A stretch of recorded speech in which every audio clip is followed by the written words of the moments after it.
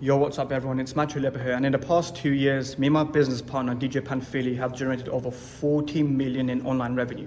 Not only working with some of the biggest brands in the industry, but strictly by sending emails, like simple emails, we've helped brands go from $0 to $200,000 a month, from $0 to $250,000 a month, from $0 to $60,000 a month. And in today's video, I'm going to be pulling back the curtains on everything we know surrounding email marketing, from the research phase, campaign ideas, subject lines, how to truly make money with email marketing, so you can just copy and paste our strategies. And the reason why I'm doing this is simple. Online, there's a lot of fluff surrounding email marketing, service level stuff that just doesn't move the needle forward. But in today's video, as I mentioned, nothing's going to be held back, and I'm going to be giving you our exact templates and everything you need to scale with email, no matter the brand you're running in this year and beyond. So without further ado, let's dive into the video. So yeah, as the previous video mentioned, me and my business partner collectively have generated 14 million and counting in online revenue. And we've helped dozens online course creators, coaches, consultants, online experts, influencers generate insane results strictly by sending simple emails to their list. Now, if we go to the thank you page for a lead magnet that we were previously using on cold traffic, here's just a few of the many wins and case studies from clients using email, right? The first screenshot, close to 71K generated for an e-commerce BizOp client in just 4 days. Here, one email, 1 day, one promo, 51K generated strictly with email. Here is when we took an Airbnb power couple from $0 to over $52,000 a month consistently, strictly with email list management and email marketing. Here is a screenshot showcasing a quick promotion that we've done for another Airbnb client, which brought home over $70,000 in revenue in a few days. Here is you see a consistent stream of 497 program sales inside Hyros. And yes, these were sent by email traffic.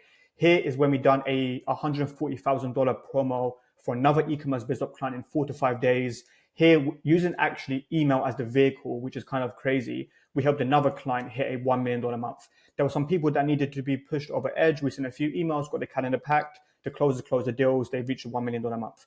Now, of course, this video is going to be an extensive tutorial on how to correctly do email marketing for your online business. And when I mean correctly, because online you see a lot of service level stuff that just doesn't move the needle forward. Things that may have worked in 2021, 2022, or even last year, but the email landscape has changed forever. And if you don't adapt, of course, adapt to these changes, you're going to be left behind in the dark, and then you're going to constantly wonder what these other people are doing that you're not with email marketing and why they're able to get these results. So this video is going to be especially applicable for you if you have a personal brand, you sell an online course, you sell online consulting, you sell online memberships, you sell an online coaching program. If you're an email copywriter or a growth partner for these type of clients that sell any of the above, and if of course you want to make more money by writing simple emails to your list. Now, this free email marketing crash course will be specific to selling informational products online, as that's where we have the most experience in. It'll be 3 years this upcoming February that me especially has been the behind the scenes email list manager for some of the biggest education and personal brands in the industry, names that you're most likely familiar with. And when I started the journey, I was writing 5 to 8 daily emails for these clients without the need for AI. Every single Sunday, I would come up with my entire email ideation process. I would go through the IG, of course, see what the industry is saying.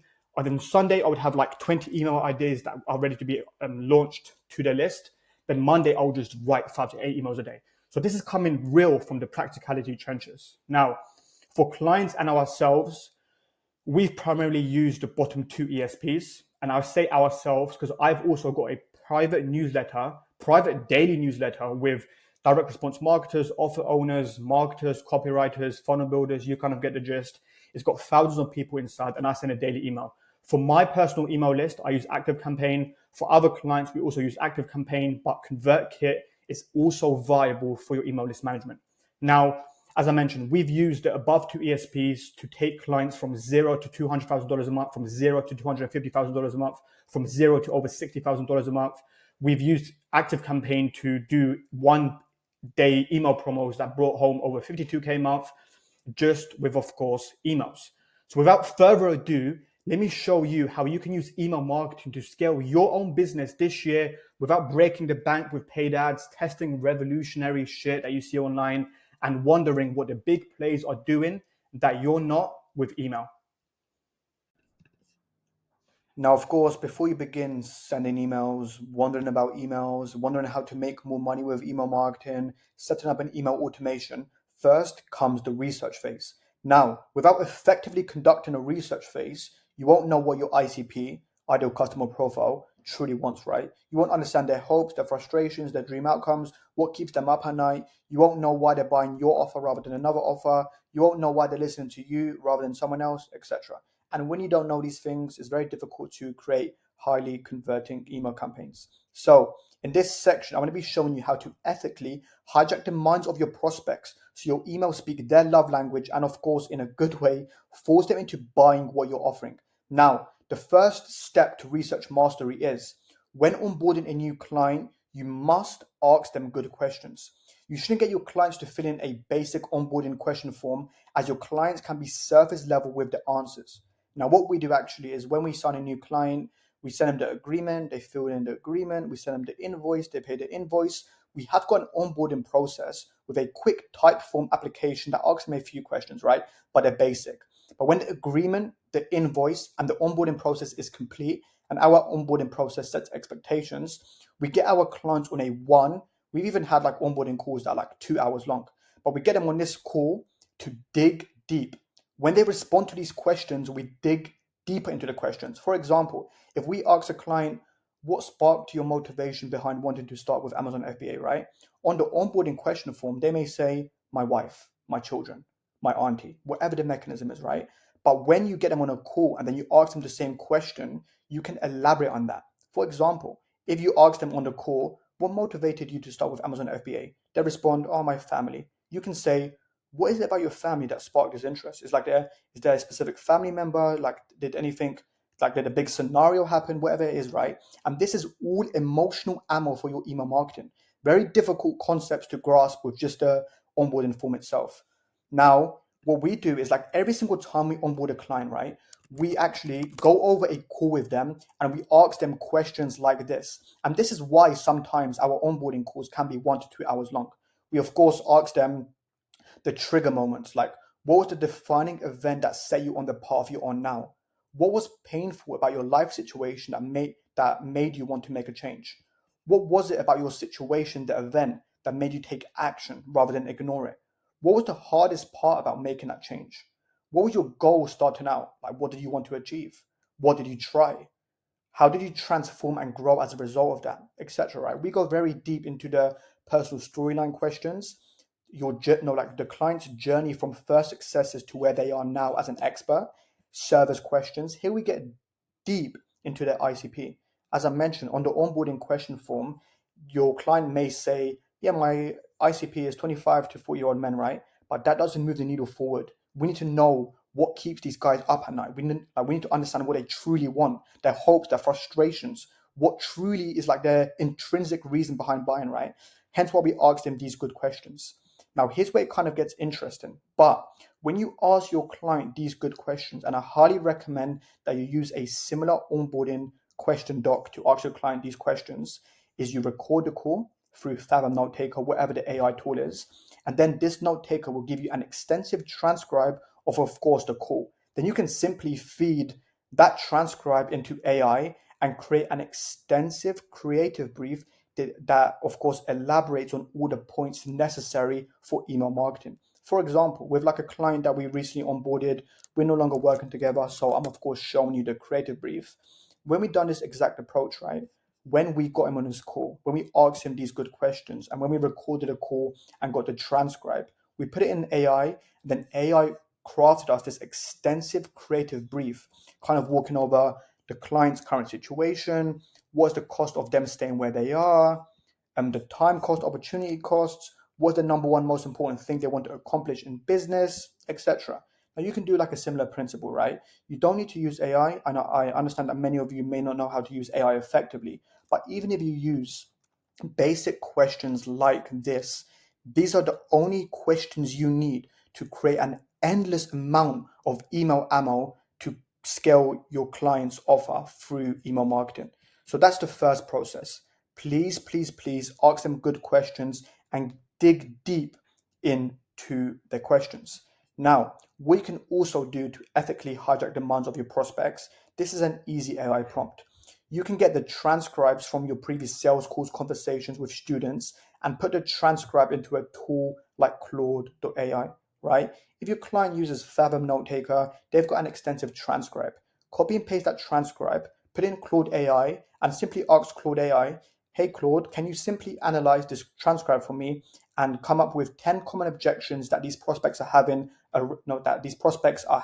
surrounding this vehicle, surrounding this offer, surrounding this opportunity, etc. Right? Like you can ask them questions like, what pains are common? What objections are they having? What limiting beliefs do they have? How familiar are they with other solutions? How do they feel about the offer? And so on. Very, very simple AI prompt, but once again, a really good mechanism to ethically hijack demands of your prospects. Because as I'll be showing you later on in this video, is like the more ammo you have, the easier it will be to craft these email campaign ideas. Now, here is another easy one that's not too strict on the AI, but in order to also dig deep into the demands of your prospects, you can also send 2 research emails to your existing email list. One is to buyers and one is to your existing email list. To buyers, simple framing. Hey, first name, I noticed at one point in time you invested in this program. I'm doing some research for our program to get even better results for people like you. And I just wanted to quickly ask you, what was your motivation behind taking action? And then you get like a bunch of replies. This does 2 things. You're creating marketing ammo because like you're digging deep behind these people's motivations, but you're also boosting your deliverability because you're getting like a bunch of replies, right? And this is for like the motivation. When people reply with their motivations, they're essentially replying with their dream outcomes, right? I wanted to invest in this program because I want financial stability. I want to provide for my child who's going to university next year, and I don't want her to live the same life that every other university student is living, right? That's ammo for emails. So you can send this email to buyers, but the other email you can send is to your existing email list. Even if you've got a small email list, this is a highly effective strategy. You ask your existing email list that are not buyers, what is the number one question surrounding X dream outcome you're helping with? For example, hey, first name, thank you for opting into my newsletter. I'm excited to see you embark on your journey in this vehicle. I'm doing some research for a new YouTube video or my program to help even more people like you see a result. And I just wanted to quickly ask you, what's your number one question surrounding fat loss? You know, and then when these people respond with questions, these questions are essentially objections disguised. Meaning, when you begin writing emails, you know these questions, and then you can transform these questions into emails, or like inside the email, you can overcome these objections to increase email conversions. That's another great mechanism. Send 2 research emails to your existing list. Now, we can also do this kind of digs deeper, right? Because even like this example that I gave on the onboarding question form, if you ask a customer, like, what's your number one motivation? They may say, I want to lose weight, right? It's very service level. But what you can also do, if you've got a customer list of buyers or warm leads, you can also create an open-ended question type form that digs deep into their pains in exchange for X thing, right? Send this type form to warm people on your social media, or once again, send a simple email to your list. And then in a type form, you, of course, dig deep, right? The name, the age, the gender, why they opted into the list, what's the number one question surrounding this, if you were to receive a consulting call, what are 3 questions that you would seek, etc. Right? Like you can get very, very intelligent with a type form. Now, with the type form, it's kind of like a difficult thing because if you get people to fill in a type form without a value exchange, people will be very service level with the answers, right? So what you can do, if you have got an existing database of customers, in exchange for people filling in this type form, you can give them some sort of free gift, right? You can like even do like, let's say, 2 free coaching calls for the people who give the best answers. This does 2 things. You of course create marketing ammo with the type form, but when you jump on these bonus coaching calls, you can actually disguise the coaching call as like, let's say, a research mechanism, right? Because these people that jump on the coaching calls, they're going to ask you questions with problems that they need overcoming. And on that coaching call, they're problems that you can refute in future emails. It's an entire ripple effect. Now, as I mentioned, the above goal of all the mechanisms is to understand your demographic and psychographic profile. What keeps them up at night, right? Their intrinsic motivations, what they define success as. potential objections they have about your offer or your vehicle, and their ideal transformation journey. The more ammo you receive from the above tactics, the better your foundations will be for email marketing.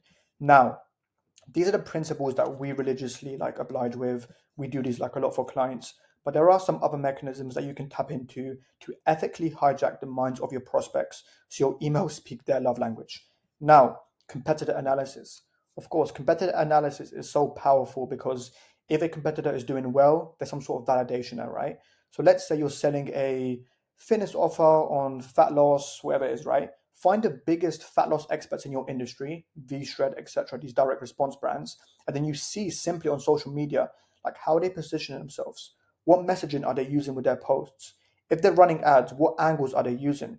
Is there a common theme you're seeing? Is there an opportunity for you to fill in any gaps in the market, etc., right? If I've done this is a very principle driven tactic, right? See what's working in the market, see what your big competitors are doing, because those are proven angles, right? If let's say I sell fat loss, and then I noticed that V-Shred in one of their ads, they got this entire angle around fat loss and using this one specific herb. I know that that specific herb has validation, and I could potentially use the same messaging inside my emails, right? Competitor analysis is powerful. Now, online forums, of course, once again, powerful. But as I mentioned earlier on in this video, the ways that you do it are no longer viable, right? Reddit, of course, is great, but we want you to dig deeper here. And then what you essentially do is tell Google that you're the dream ICP severely looking to prevent Y problem. For example, I'm a middle-aged single mom and struggling to afford to bring up my child. What can I do to earn some money online? When you go deep into the forums, pick up on the language the ICP is speaking, and this is all ammo for your email marketing, right? If I put this inside Google, these are questions that these women are asking. I'll access the Reddit forums and see which other make money online solutions these other women are recommending. I'll kind of see how they're conversing with each other. What kind of words are they using? Are there any key terminology that kind of springs to mind, etc. Online forums are another great mechanism to dig deep into the minds of your prospects. Now, this is kind of neglected with email marketing, but if your client sells a high ticket program, you can access your client CRM tools, right? Salesforce, HubSpot, Zoho, etc., to analyze the conversations setters and closers are having with prospects. For example, let's say on IG, a prospect or a setter, set a prospect, right? But they didn't book their call for some reason. The setter asks them a question what was the reason behind you not booking a call, right? The prospect may reply with key objections. Once again, apologies. Those are objections that can be refuted in later emails. These are all the mechanisms you need to dig deep, but you need to ensure that you're practical. Now, to tick it off, of course, by the end of this entire research phase, you should ideally have an extensive creative brief like the one that I showed you here. Or worst of all, if you can't go as deep into this, when you get your client on this extensive onboarding call, have a split screen open. On the left-hand side, of course, is the client's conversation. Right-hand side, you're taking notes, answering each question to a T. So you can essentially create an extensive doc with each one here. You would elaborate on this, you would elaborate on this, elaborate on this, elaborate on this. Then over time, when you're struggling with email ideas, you can simply go back to this extensive doc and get marketing ammo from the get-go, right? So you should have a creative brief like that and deeply understand the following things.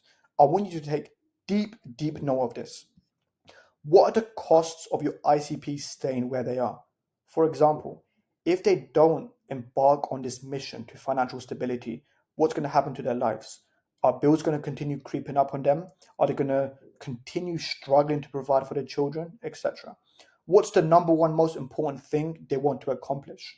Of course, financial stability once again. But what is it about financial stability that they truly want to accomplish?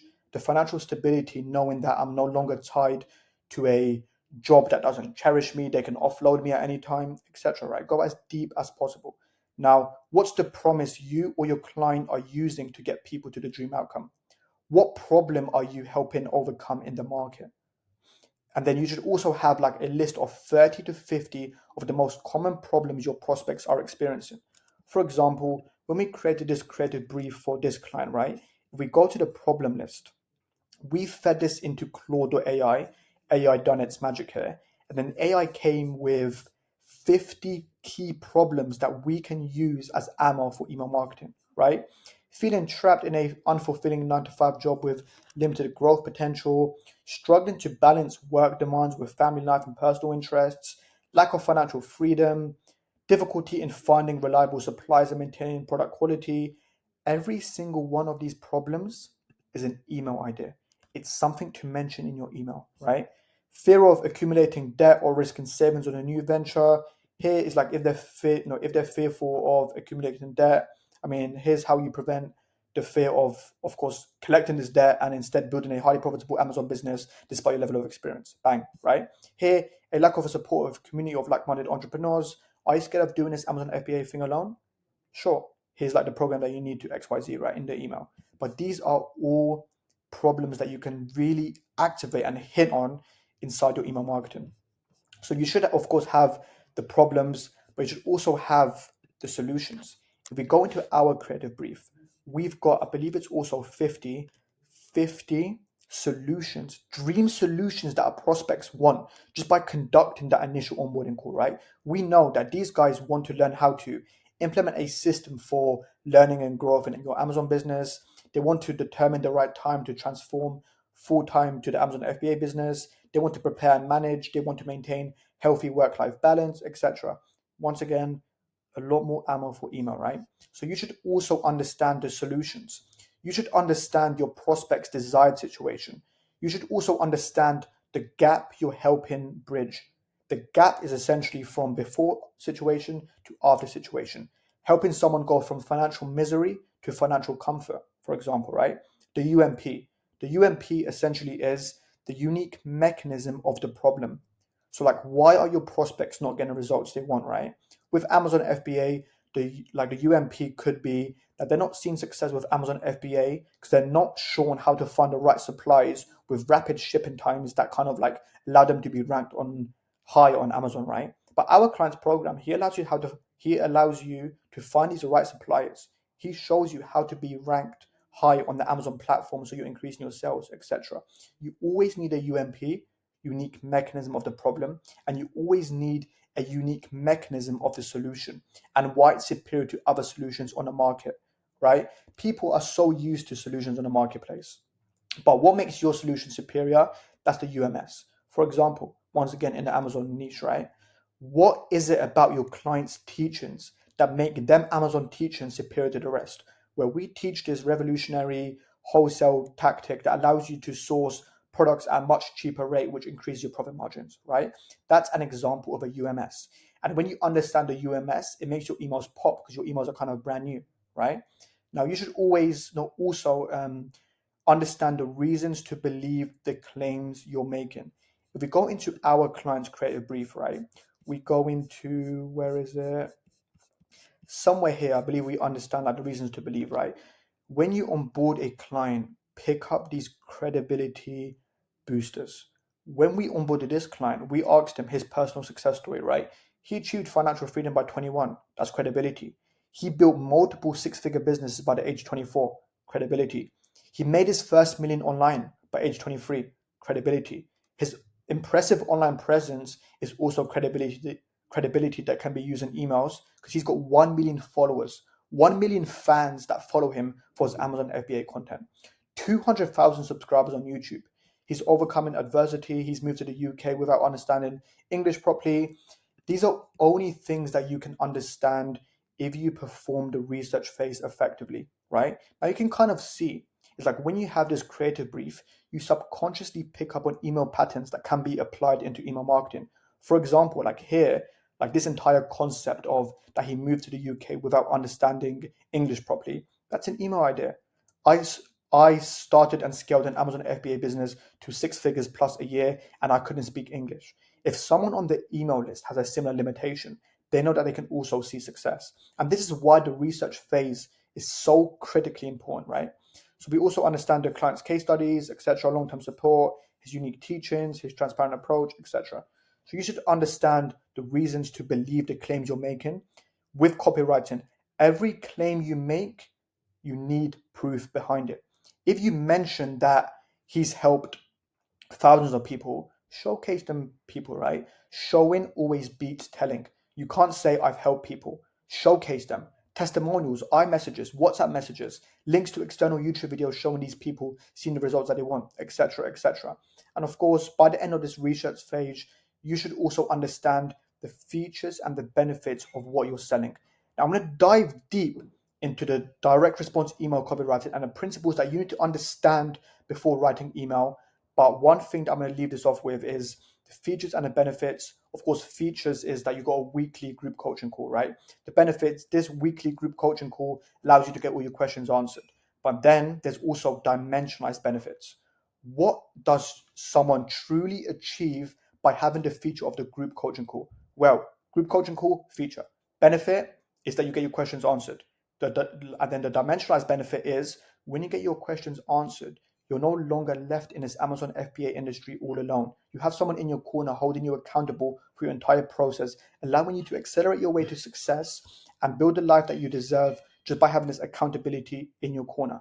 Now that's the research phase. The next part of this video, I'm going to be diving deep into direct response email copywriting, showing you the proven subject line formulas, preview text hacks, and campaigns ideas that we've used for generating over 14 million in online revenue. Let's get it.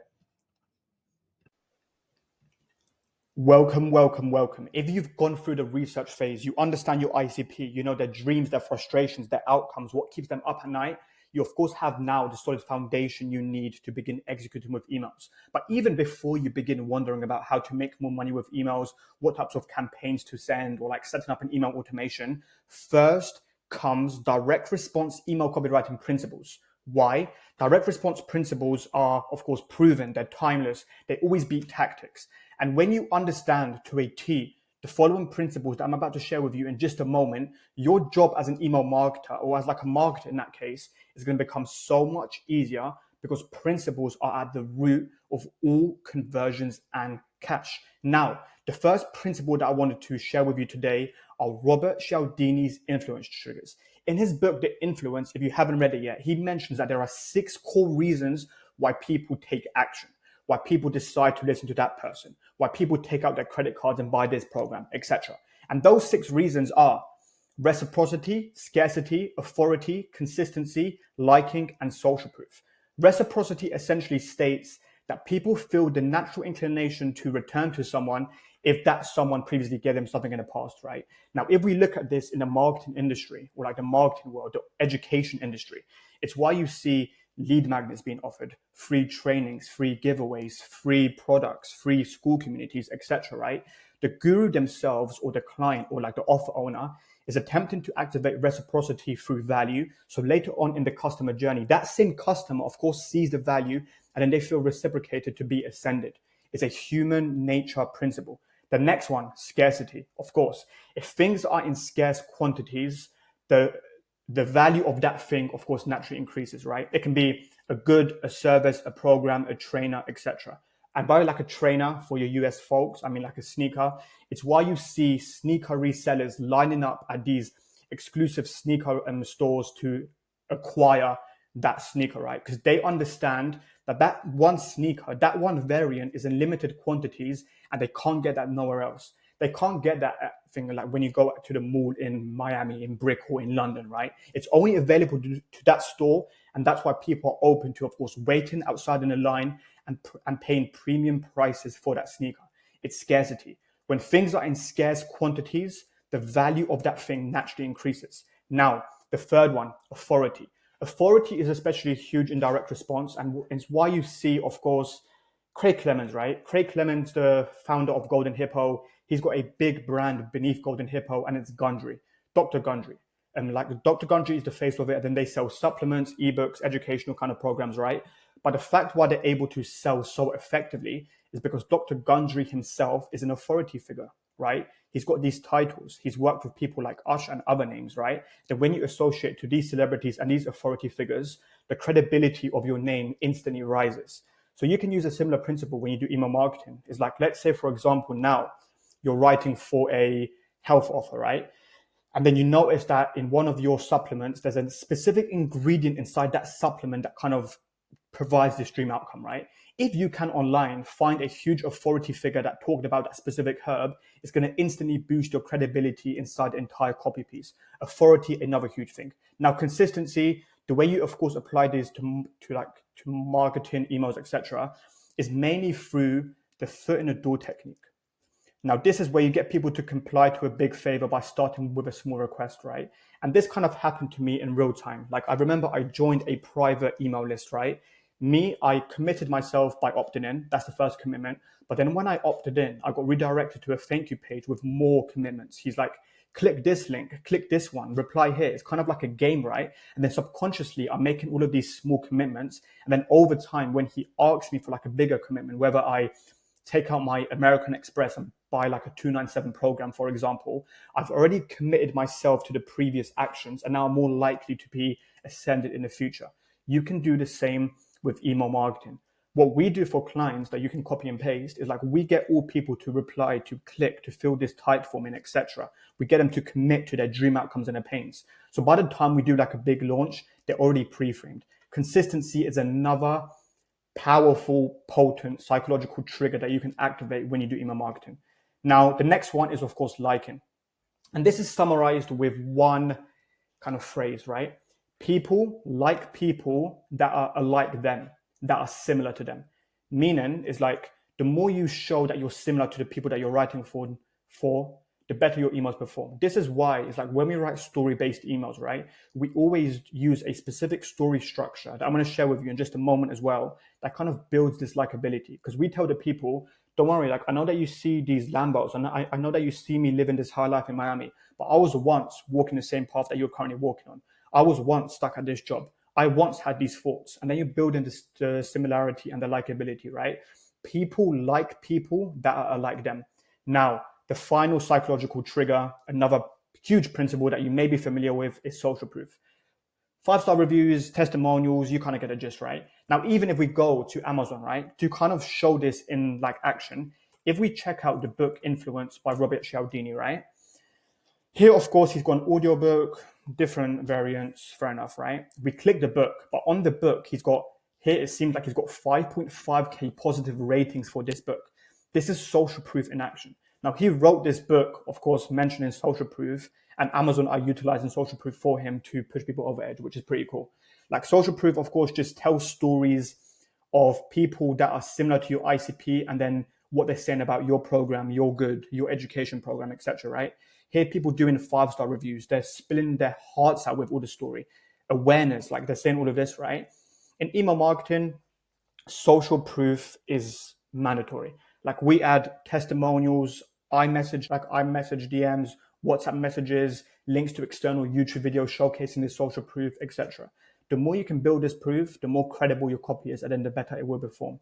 Now, one thing about social proof, you need to show variation in the social proof, right? Many people, they kind of like flood a page with like bland Discord screenshots. It's kind of like, I've seen this shit before, right? But if you now add iMessages, WhatsApp messages, YouTube videos, you with real life pictures of your clients, like seeing his result, you done an in-person interview with this client, it's showing diversification and then it builds to the credibility. So that's the first direct response email copywriting principle that you must understand. These 6 psychological biases or things or whatever you like to call them. Now, the second one are Kyle Milligan's new, easy and safe and big emotions. Now, if you don't know Kyle Milligan, he was a ex-copywriter for Agora publication. He's like one of the biggest publication companies in the industry. And he came up with this principle saying that there are 4 core emotions why people buy. New, easy, safe, and big. And the more of these emotions you activate in your copy, the better the copy piece will be. Now, just to kind of summarize it, of course, is kind of self-explanatory, but new, like this, are you making your online course, your online coaching program seem as new? Is this something that your ICP have never seen before, right? Is it easy? This is why, like in email copywriting, you see things like 3-step system, easy to follow, roadmap, hold your hand, like these kind of key terms, right? Because these key terms, they subconsciously communicate that the thing is easy. So look for these cues to make it easy, right? It's like the 60-second ritual, for example, right? That activates the easy emotion. Safe, this is mainly done through like risk reversal. It's like if they do take action and they don't see this result, what's going to happen if they don't see the result in a worst case scenario, right? So kind of like double down on your risk reversal and like make it seem as safe as possible. You can also make it seem safe by utilizing Robert Cialdini's social proof trigger. It's like the more diverse you are with your social proof, the more safe it seems, because people are seeing people from all sorts of backgrounds, skill sets, ages, demographics, psychographics seeing the result, right? So new, easy, safe, and big. Big is, of course, just like big claims, but believable claims. You don't want to let your ICP know is like, you can make an extra $80 a day with this revolutionary 3-step system, right? Like Carl Milligan, I believe he broke down like a piece of copy and it was like a trading offer, I believe. And inside the headline, he mentioned something like, it's like a multi 6-figure salary and like wide time kind of thing, right? It's big. Of course, it's relatively believable for his ICP, but kind of gets their attention from like the get-go, right? Like make yourself seem as big as possible. So that's the next principle, Carl Milligan's new, easy, safe, and big emotions. Now, the third principles is from this book here. I highly recommend you to pick up a copy as well.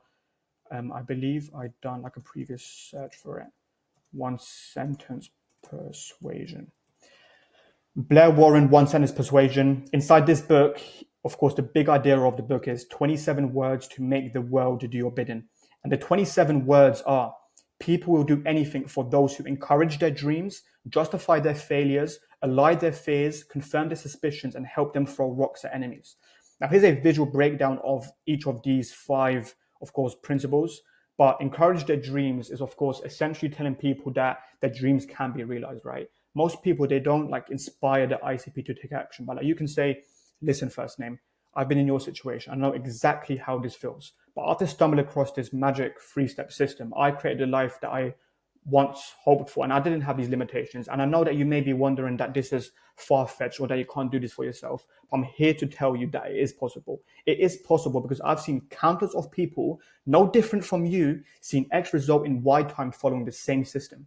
Like Margaret, who saw this result in Y time. Like Samantha, who saw this result in Y time. You kind of get the idea, right? You always need to encourage their dreams and like show them that their dreams can actually be made into a reality. Now, justify their failures.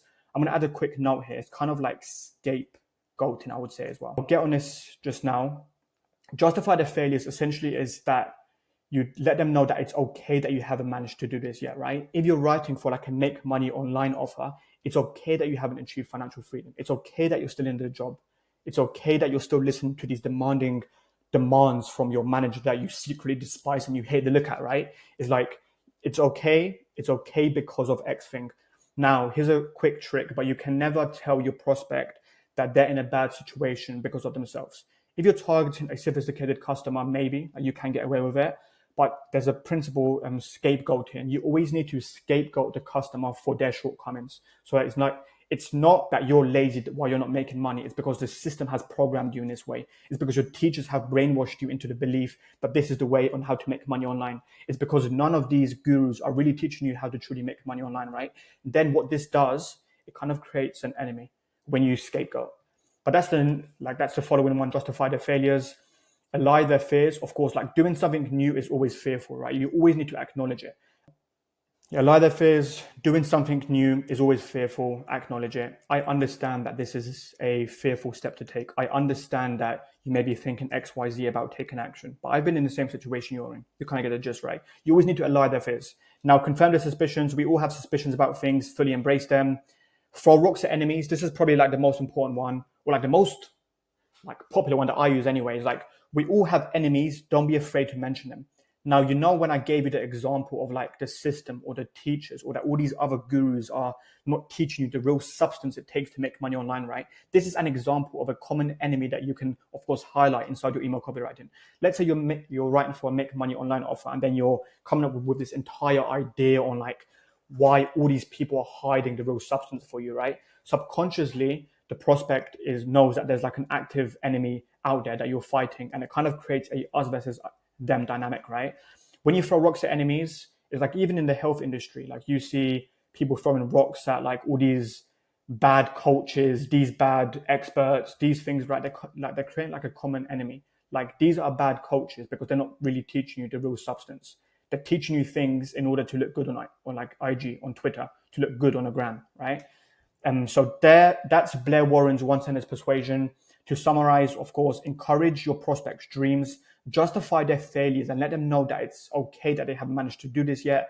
Allay their fears. We understand that taking any new leap is always fearful, but fully acknowledge it, confirm their suspicions, embrace all the suspicions your prospects have, and always throw rocks at enemies. Now, the following principle is most marketing messages are ignored because marketers do not bypass the human crocodile brain. The crocodile brain is the most primitive part of our brain, and if your messages are not perceived as new or exciting, they will be ignored. Now, especially in the online education industry, right? Many people make this mistake of making their program, their offer seem the same as every offer on the marketplace. If another guru is using the framing of the ultimate Amazon program, and then you use the same framing, when you use the same framing, your prospect subconsciously puts you in the same bucket with that guru. They may have bought the program from that guru. They never saw a result from that guru, and then they don't see the hope in your program.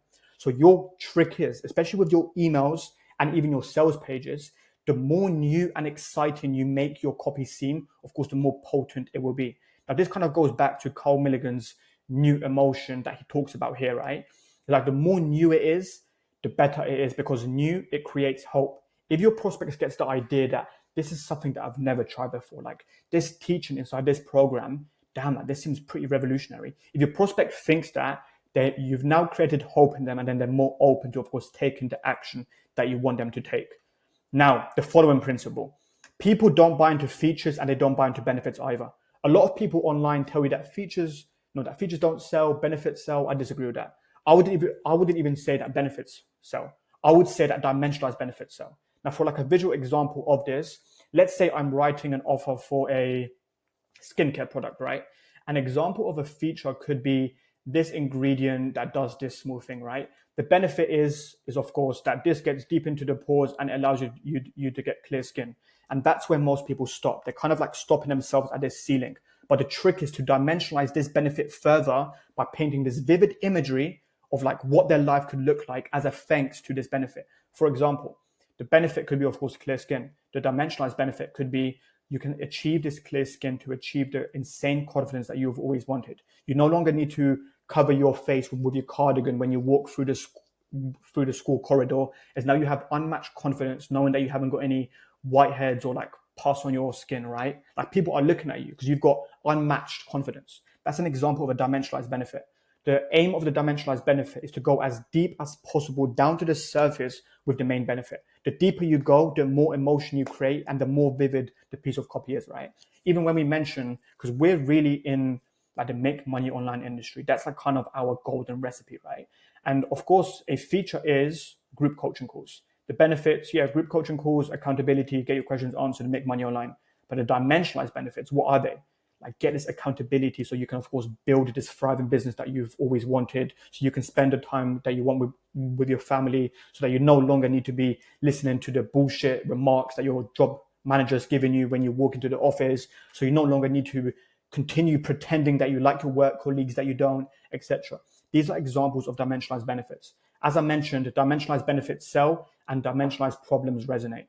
Dimensionalized problems is the similar principle to dimensionalized benefits, but you take the core problem. Let's say the core problem is low confidence, right? When you dig deep, that low confidence is, of course, that you struggle to keep eye contact with people when you're making your way on the TFL, which kind of forces you to think in misery that if you're really worthy, etc. Right? The deeper you go, the more your copy is going to resonate. So please embrace these principles inside your email copywriting. Now, the next principle, avoid throat clearing in your emails. If something can be made redundant, make it redundant. When you watch a good movie, right, like one that gets your attention from the get-go, it deliberately starts into the juicy action-driven elements, right? Like I previously watched, and what's the movie called? I'm gonna get Taken. I think the movie's Taken, right? In Taken 1, they got straight into the action. I was like, God damn, what's happening here? Like someone's being chased. I think even in Taken 2, like a similar principle applies, right? But now if they started off the movie with, so in this movie, we're going to discuss X, Y, Z, and I'm hoping that you find it insane. This is the similar thing that so many people do inside the email. They start the email with bullshit thing like, hey, like today I'm going to show you this email and how I done this and how I done this. I'm hoping that you find some value inside. So without further ado, let's dive into this video. It's very boring and you're going to lose customers, right? The same thing, of course, with books. It's like when you read a good book and like one that keeps you hooked, you go straight into the enticing details. Like here is an example of like a book that I'm currently reading. It's like a fiction book.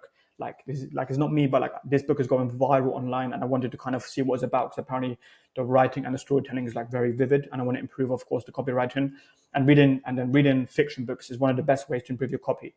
But in the first paragraph, he mentioned the first line, keep in mind, is I like hurting girls in the first line. Now that got my attention. It's like, damn, like this book is starting with such like drastic things. Like I like hurting girls. Like that's keeping me curious, right? In your emails, it's like a similar principle. You don't want to start your email with hoping this finds you well as you lose customers. Like this book done, get straight to action. You're not making money because of this thing. You're not losing weight because of this thing. Get straight into the action. Even here, like another example for one of our clients is we get straight into the action by saying, let me bust a major Airbnb myth real quick. You need a lot of money to get started. This Sunday at 7 p.m. EST, Bryson and I are breaking down our ULPM strategy, right? Like we could have mentioned, hey, first name, today I'm going to be showing you why most people aren't able to succeed with Airbnb because the limiting beliefs are all over the place, right? But we scrapped that. We got straight into the action. Let me bust a major Airbnb myth real quick. You need a lot of money to get started. It keeps them hooked, and then we got a CTA in the third line. Now, the following principle, the slippery slope effect. To keep people hooked with your email, each line should transition smoothly into the next with curiosity. Now, you can kind of see how we've done this with our email, right? To understand the following line, you need to read the first line. To understand that line, you need to, of course, understand the following. For example, it's like, let me bust a major Airbnb myth real quick, right? They can't finish the email decks. They've got an open loop to discover what this Airbnb myth really is. So they need to read the next line. You need a lot of money to get started. And then the prospect, they need to read the following line beneath this because their mind is, of course, thinking is like, I'm so like people are telling me that I need a lot of money to get started. How isn't this true? It isn't true because this Sunday at 7 p.m. we're breaking down this strategy. So with your emails is like each line has to transition so smoothly into the next that you build the curiosity and of course keep your prospect on the edge of their seats at all times. So they buy your program, so they buy your course, so they buy your consultant, whatever you're offering. Now, specificity sells and builds credibility. If you mention a revenue number, be specific with the number. If you mention a name, say their name in full and their location if viable. Avoid vague numbers and paint a vivid imagery of what you're offering. Here, I'll give you an example of a bad example, right? Our program has helped someone make $80,000 a month with this program, right? It's kind of like abstract. There's like, anyone can say that. But now if I say, meet Samantha S., who lives in Los Angeles, California, who was once a waitress, and then she wanted to make a change in her life. Then she stumbled across this solution, the Magic 3-Step Amazon program. And now she went through the program, and now she's living the life that she always wanted, traveling to locations like Italy, Rome, well, Italy and Rome are the same, Rome, Paris, Poland, UAE, wherever the location is, right? And then you add a screenshot of her. But then when you mention her revenue number, it's not 80,000, it's $80,145 in 21 days, right? It's a lot more real. So when you write these emails and like embark on your journey as like a successful email copywriter, of course, after this email marketing crash course, is be as specific as possible. Not only with the numbers, but like even with the vivid imagery, right? If you write in the health niche and then you mention something about one extract, don't say that is from Bulgaria, right? Say that it's from the village called this in Bulgaria that has a population of this amount of people and they all believe in these similar things, right? The more specific you are, the merrier. Now, people don't buy into businesses. They buy into people. Showcase your personality as much as you can and never send emails from the company. Huge mistake. Always send emails from faces of the company as it builds liking. Now, I'm going to break this example down with Grant Cardone, right? If you're in the online education industry, you understand that Grant Cardone is one of the biggest info offer owners in the industry. And I'm on his email list and he never ever sends an email from the company at 10x. Why? Because people don't resonate to it, right? The reason why someone is buying one of Grant Cardone's programs is because of his name. So you need to develop a similar ideology. It's like always showcase your guru, yourself, a face of the brand as like the entire talking point around the email. Because like what this does is of course it activates likability, But as I mentioned, people don't buy into businesses, they buy into people, right? Even like the reason why I'm such a huge Apple fan is like, of course, of Steve Jobs, or the reason why I like MDV, which is like a UK based brand, is because it's ran by Reese Wabara, who's kind of like the face of the brand. Some of you watching this, you may be familiar with George Heaton at Represent, right? Why do you, of course, buy from Represent? Of course, their clothes may be nice. Of course, like it's probably decent, right?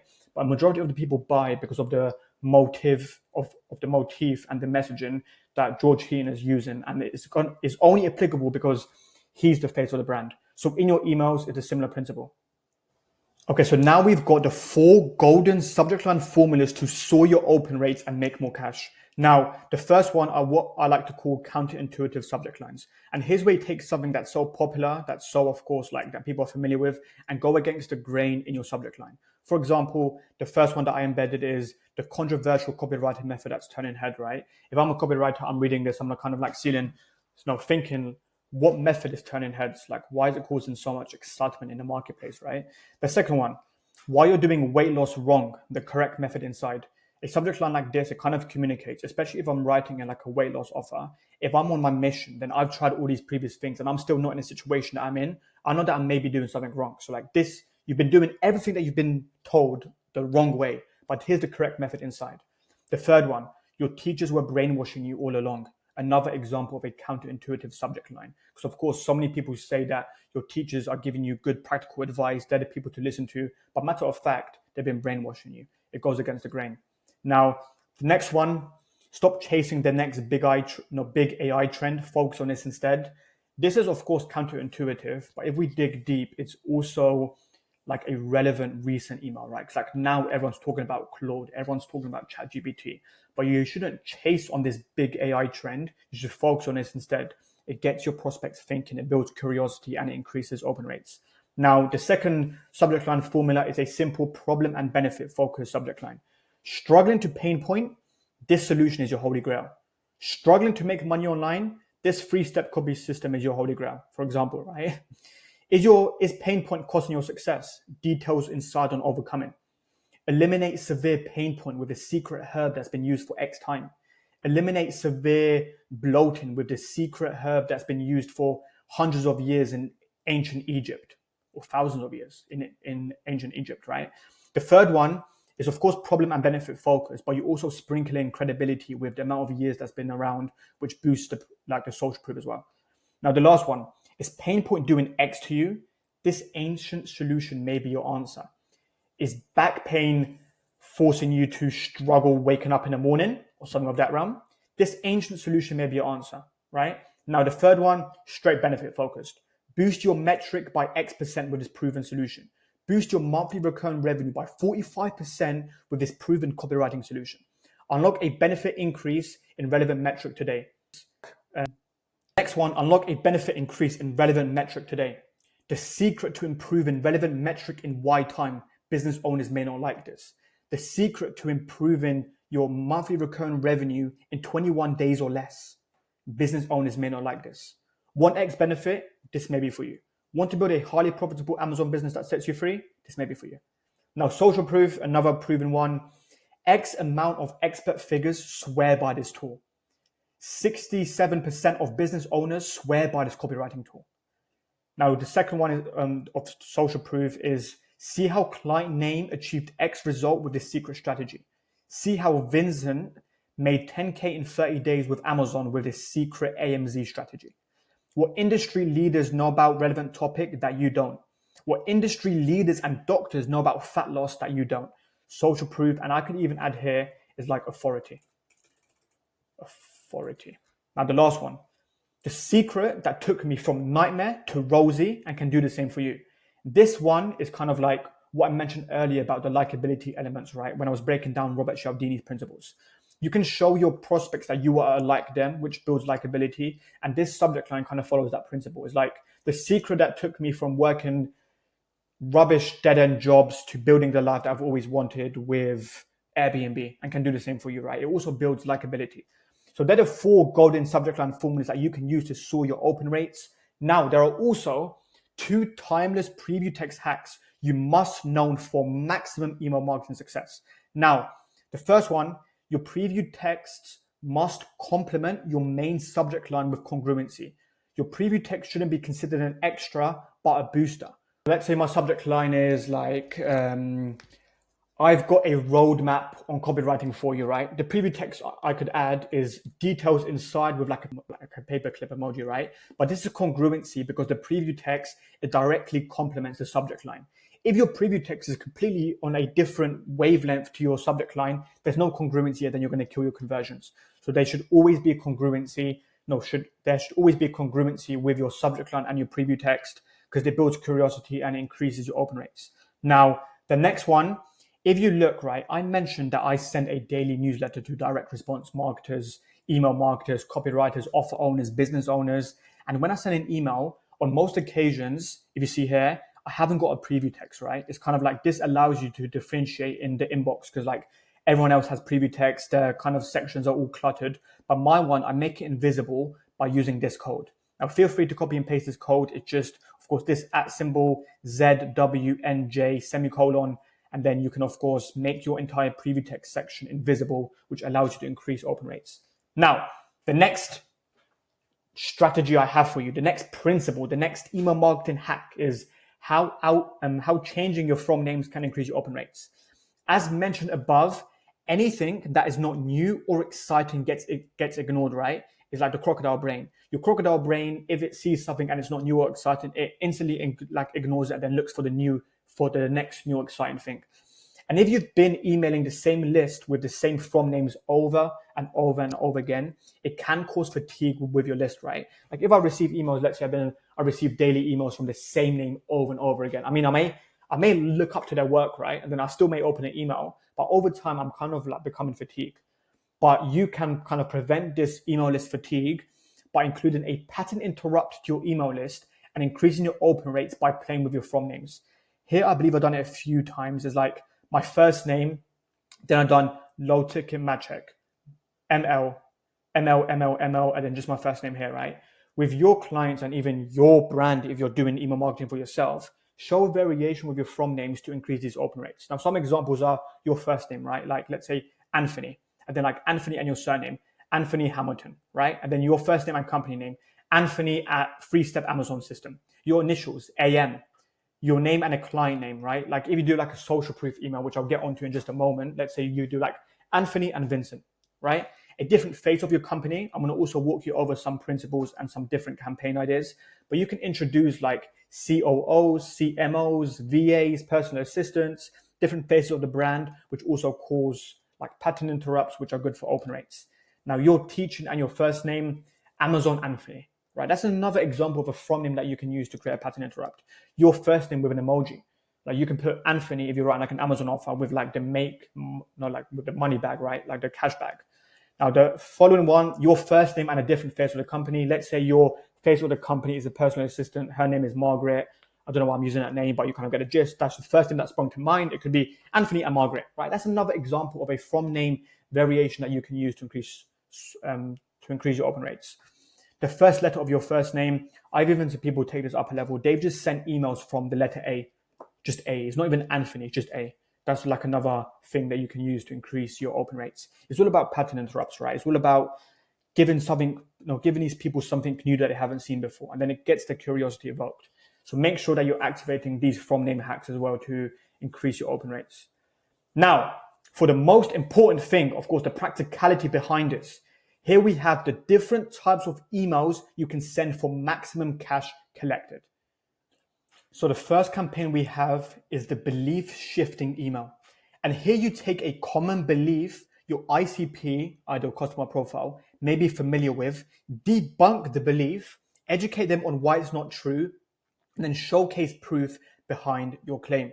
Now, for example, once again, let's say I'm writing in the MMO niche, right?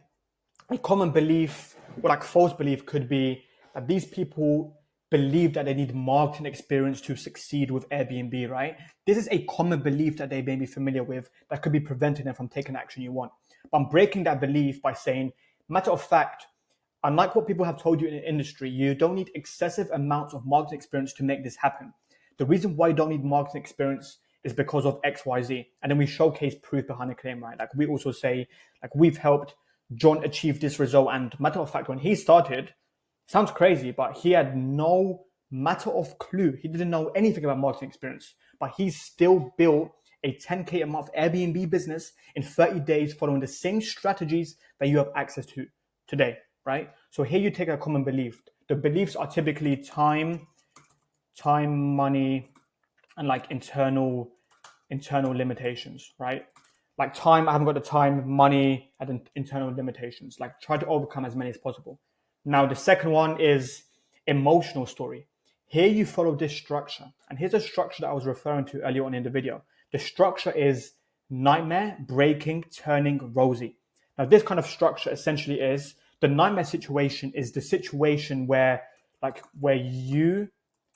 your client had the worst possible time in their life, right? So like in MMO, here I was working 8 to 10 hour shifts in a warehouse, only having 1 day off a week and struggling to make ends meet at the end of the month, right? I'm kind of elaborating on it, but that's an example of a nightmare situation. The nightmare situation is, of course, like the worst possible situation that you've been in. Now, the breaking point of this story section is like what motivated you, your client, to, of course, seek change. If we use this example below of like this guy was working like in this warehouse, right? One thing that could have sparked his interest or like his motivation behind it, it was like he was once finished work and saw a guy driving an insane car, started a convo with him, and the guy said that he used X thing to buy this car and create the life he's always wanted, right? This is an example of like a breaking point. The breaking point is like, of course, what kind of motivated him behind this? What one specific event wanted them to escape the nightmare situation? Now, the turning point essentially states is like, how did your client your client first stumble across your exact solution? Now here, of course, the breaking point can be very similar to the turning, but in this scenario, if I use this, of course, guy had this conversation with the friend with a good car. He said a few things. It sparked his interest, and he went down the Reddit. Can't even spell here, man. The Reddit rabbit hole, looking for ways to set him free, and this is when he stumbled across this Airbnb thing, right? Like he was speaking to this guy, he saw this guy living this insane life. He told him that he'd done a few things to, of course, buy this car to live a good life. It sparked this client's curiosity. He went down to Reddit and YouTube, eager to make things work. He saw like a few things that caused interest: Shopify, Amazon. None of these resonated with him. This was when he watched this one YouTube video on Airbnb, and this is the turning point. Now, the rosy picture is the complete opposite of the nightmare situation. So instead of like the worst possible time, it's the best possible time that your client is now living, or even yourself, thanks to stumbling across this solution, right? So the rosy picture, I stumbled across Airbnb. It wasn't easy at first. Like I was struggling to get my first yes responses, but then I stuck consistent. After some time, I got my first yes, and then I duplicated that yes to another, that one to another, that one to another. And now I'm no longer working in this bullshit warehouse job. I can have the time to spend with my children. Like I've got real internal fulfillment, knowing that I'm creating something for myself rather than someone else, etc. That's the rosy picture that you paint. Apologies. Now, Q&A, another example of a campaign type. You find a common question being asked and answer that question in email format. To make this email work, ensure that the questions are objection or limiting belief type. Now, let's say you notice on your email list, you're getting a bunch of replies saying, like from people saying, but do I need this thing to make it happen? Do I need marketing experiences? Do I need tech experience? Can I do this at 20 years old? If someone sends you an example of like one of these things, that's an entire email that can be like, of course, made, right? Let's say someone responds saying, can I make this thing happen at 21 years old? Then you write an email, you take a screenshot of that message that you received or that email you received, and then you say, I received this cool question from a subscriber yesterday, and it got me thinking, is like, what age can you truly see success with this thing, right? And then that's like the entire base of the email, Q&A. Just make sure that they are mainly like objection and limiting belief tied, because that's when they're most powerful. Now, the suspiciously personal email. You're writing from a person, not a business, remember? Especially if you're in the education industry. Pick out something personal that happened in your life and make that the email idea. Now, I'll break this down with an example that we done. We launched, it's like a gym kind of, like one of our clients launched a gym, right? And he wanted people to redeem this boot camp ticket. I wrote an email saying that, it was like a plain text email from the client saying, hey, I just finished my gym session at this new gym. I done chest, backs, and triceps. Like, damn, it was lit.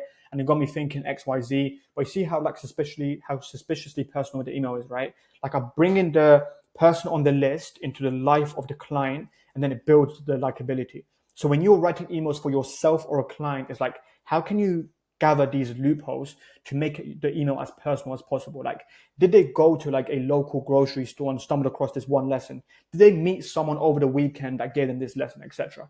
The more personal you are, the better.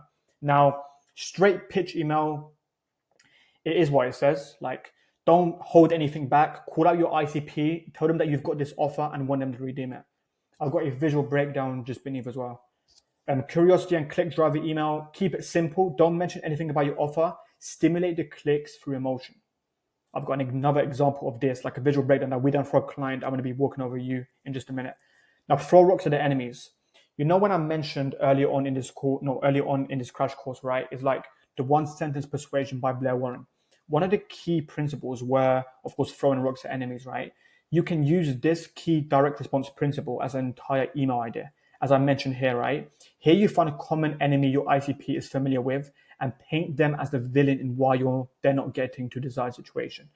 If I was, let's say, writing an email in the health niche, and then I could lead with, is like these leading health ambassadors, like you look at them yourself, right? They're like fat themselves, but they're not living the good life that they're living, but they're teaching you these things. And truth is, they're hiding something from you. What they're hiding from you is X, Y, Z. But you need to take a different approach today if you truly want to achieve the optimal physique that you want to be able to attract the woman or the man of your life inside your life, of course, by looking good, right? And then here, of course, we painted them as the villain, and then we're making our solution seem superior to the villain, and it creates the us versus them dynamic. Justify their failures. Once again, it comes from Blair Warren's one sentence persuasions. Tell your subscribed list members that it's not their fault that they're not seeing success. They're not seeing success because of something, but you can help them bridge that gap, right? It's not your fault that you're not making money online. The reason why you're not making money online is because the system are hiding critical details from you. But luckily for you, I've cracked the code and I've gathered all of these insider tactics that these guys are hiding from you. And I'm willing to share them with you today only in my XYZ 3-step system. And I'm handing it today for free, right? Justify their failures. Let them know that them seeing success is not their fault. Like, find like a scapegoat behind it. And then that's another email idea. Now, success story, case study, simple. Find someone who's implemented your teachings, seen success, and then introduce them. The person who saw success was once experiencing XYZ things. She once assumed they needed X thing to succeed, but it wasn't the case. It wasn't the case as you've shared your system with them. Another timeless piece, social proof focused, another campaign that you can send for you or a client. Now, I'm going to show an example of this as well, because this is like a pretty interesting campaign type to send, but it's like you send an email from a different face of the brand. Like earlier on, I mentioned that people don't buy into businesses, they buy into people, right? With this email, you send an email from your COO, your CMO, your assistant, a customer success manager, etc. These emails are good for building further rapport and pattern interrupts. Like, I even was on a list from like a direct-to-consumer brand, and they sent an email from their warehouse manager during like a big promo. The warehouse manager, like, I believe his name was, I thought the name, like, I'm just going to say Gary for the sake of it, right? Like, Gary sent an email. He sent like a picture of the warehouse saying, all the orders coming in crazily. Like, our storage room is overpacking with Black Friday offers. It's like, if you want to redeem this XYZ thing, of course, make sure to do it now. Because as you see, our stock is overpiling, we're shipping these shipments out, and then we only have got limited stock remaining, right? So you can be very creative with how you introduce different phases of the brand to your email. Powerful one. Future pacing. Future pace the life that your prospect could live if they just buy your solution. Get deep on the one core desire people have and future pace what their days could look like if they achieve this core desire with specific vivid imagery. I've got some examples down below as well. Now, value, focus, or reciprocity. In these emails that you're typically without a call to action, your main goal is to create value and build reciprocity with your emails so that your prospects feel the urge to return a small favor when you pitch. These work extremely well, by the way, before you do a big launch. Like you can send a few of these for maximum reciprocity. Like I remember even for like a few of our clients, we done something like free game Friday. Then every Friday, right, we sent like a value-packed Amazon tip on how they can see success with Amazon. One Friday, it could be like a product research hack. One day, it could be a hack on how to overcome the algorithm, etc. They were without CTAs. And then we done it on Friday. And then Saturday and Sunday, we went aggressive with the webinar promotions, because of course, reciprocity has been activated with the value. So something that you can incorporate for your clients as well. Value, focus, reciprocity. It doesn't only need to be in written form, but you can give them access to sales assets, access to YouTube videos, access to case studies, access to free resources, access to PDFs, etc. Right? So now there are the different types of campaign ideas that are proven. You don't need to reinvent the wheel with what you say inside your emails.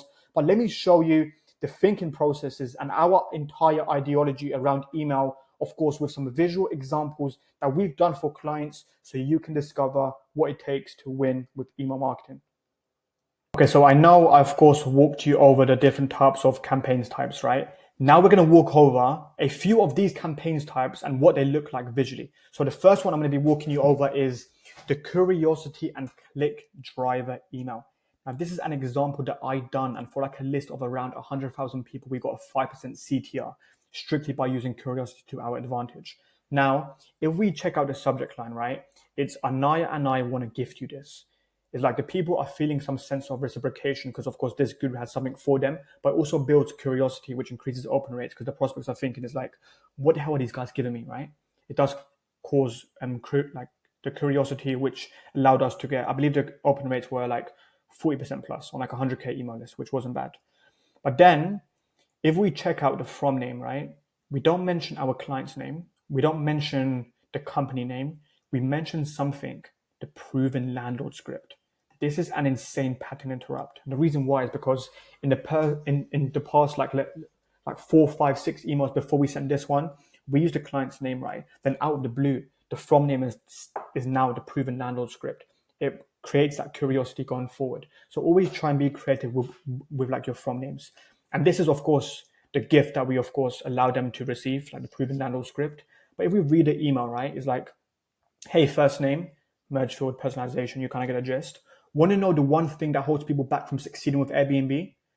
It's not that they haven't got years of experience, a poor network. Damn, it's not even the finances that hold people back. Here we kind of course, I know it's curiosity heavy, but we also break these limiting beliefs that people have with succeeding with Airbnb, right?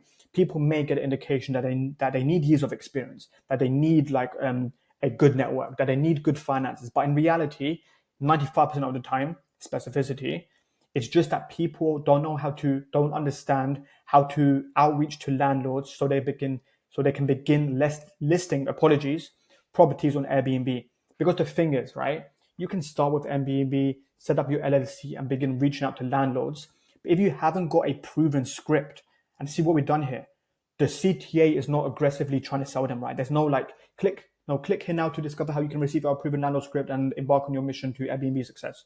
We linked the proven script. So it's like earlier on, it builds the curiosity, which does also increase your CTRs, right? But if you haven't got a proven script, you'll be stuck in the scary rejection zone, spending hours messaging landlords, getting a bunch of no, I don't want this responses, and you won't see success. Here is what I mentioned about dimensionalized problems. You'll be stuck in the scary zone. Sure, that's the main problem. But when you're stuck in a zone, what happens to you as a byproduct? You spend hours messaging landlords, which is opportunity cost. You get a bunch of no, I don't want this responses, which causes discouragement. and you won't see success, right? You won't see Airbnb success. You'll continue living the life that you've always like living inside the job. You'll continue listening to the boss. You'll continue taking the same route to work every day, etc. But I've got good news for you. Here we build hope and optimism, right? Of course, these are the problems, but then we kind of shift the emotions into something positive. But I've got good news for you. Anaya and I are going to walk you through the proven landlord script that we use to secure profitable Airbnb properties so that you can do the same this year. You can click here to discover how you can receive it. We're going to hand you the exact messaging. All you have to do is copy and paste and begin reaching out to landlords. Copy and paste. I use this term actually like a lot inside the emails because this kind of activates the new emotion, right? If the prospect gets the idea that they can just copy and paste this proven script to get the result that they want, it's very new, and then it's overcoming all these objections. So that's an example of a curiosity and click driver email. Now for a different face of the brand, because I believe this is where many people are neglecting their email marketing efforts. They're not showing differentiation with the face of the brands and like pattern interrupts. Here, instead of like our real client's name, we send an email from Colin, right? Pattern interrupt is like Colin at this company name. The prospects are thinking like, damn, why is Colin messaging me? But we say, hey, Colin here. I bought into a lot of these miracle programs you may have seen. You know, the ones that promise you the craziest of results for your business. I listened to a lot of these guys on YouTube and attempted to implement their strategies.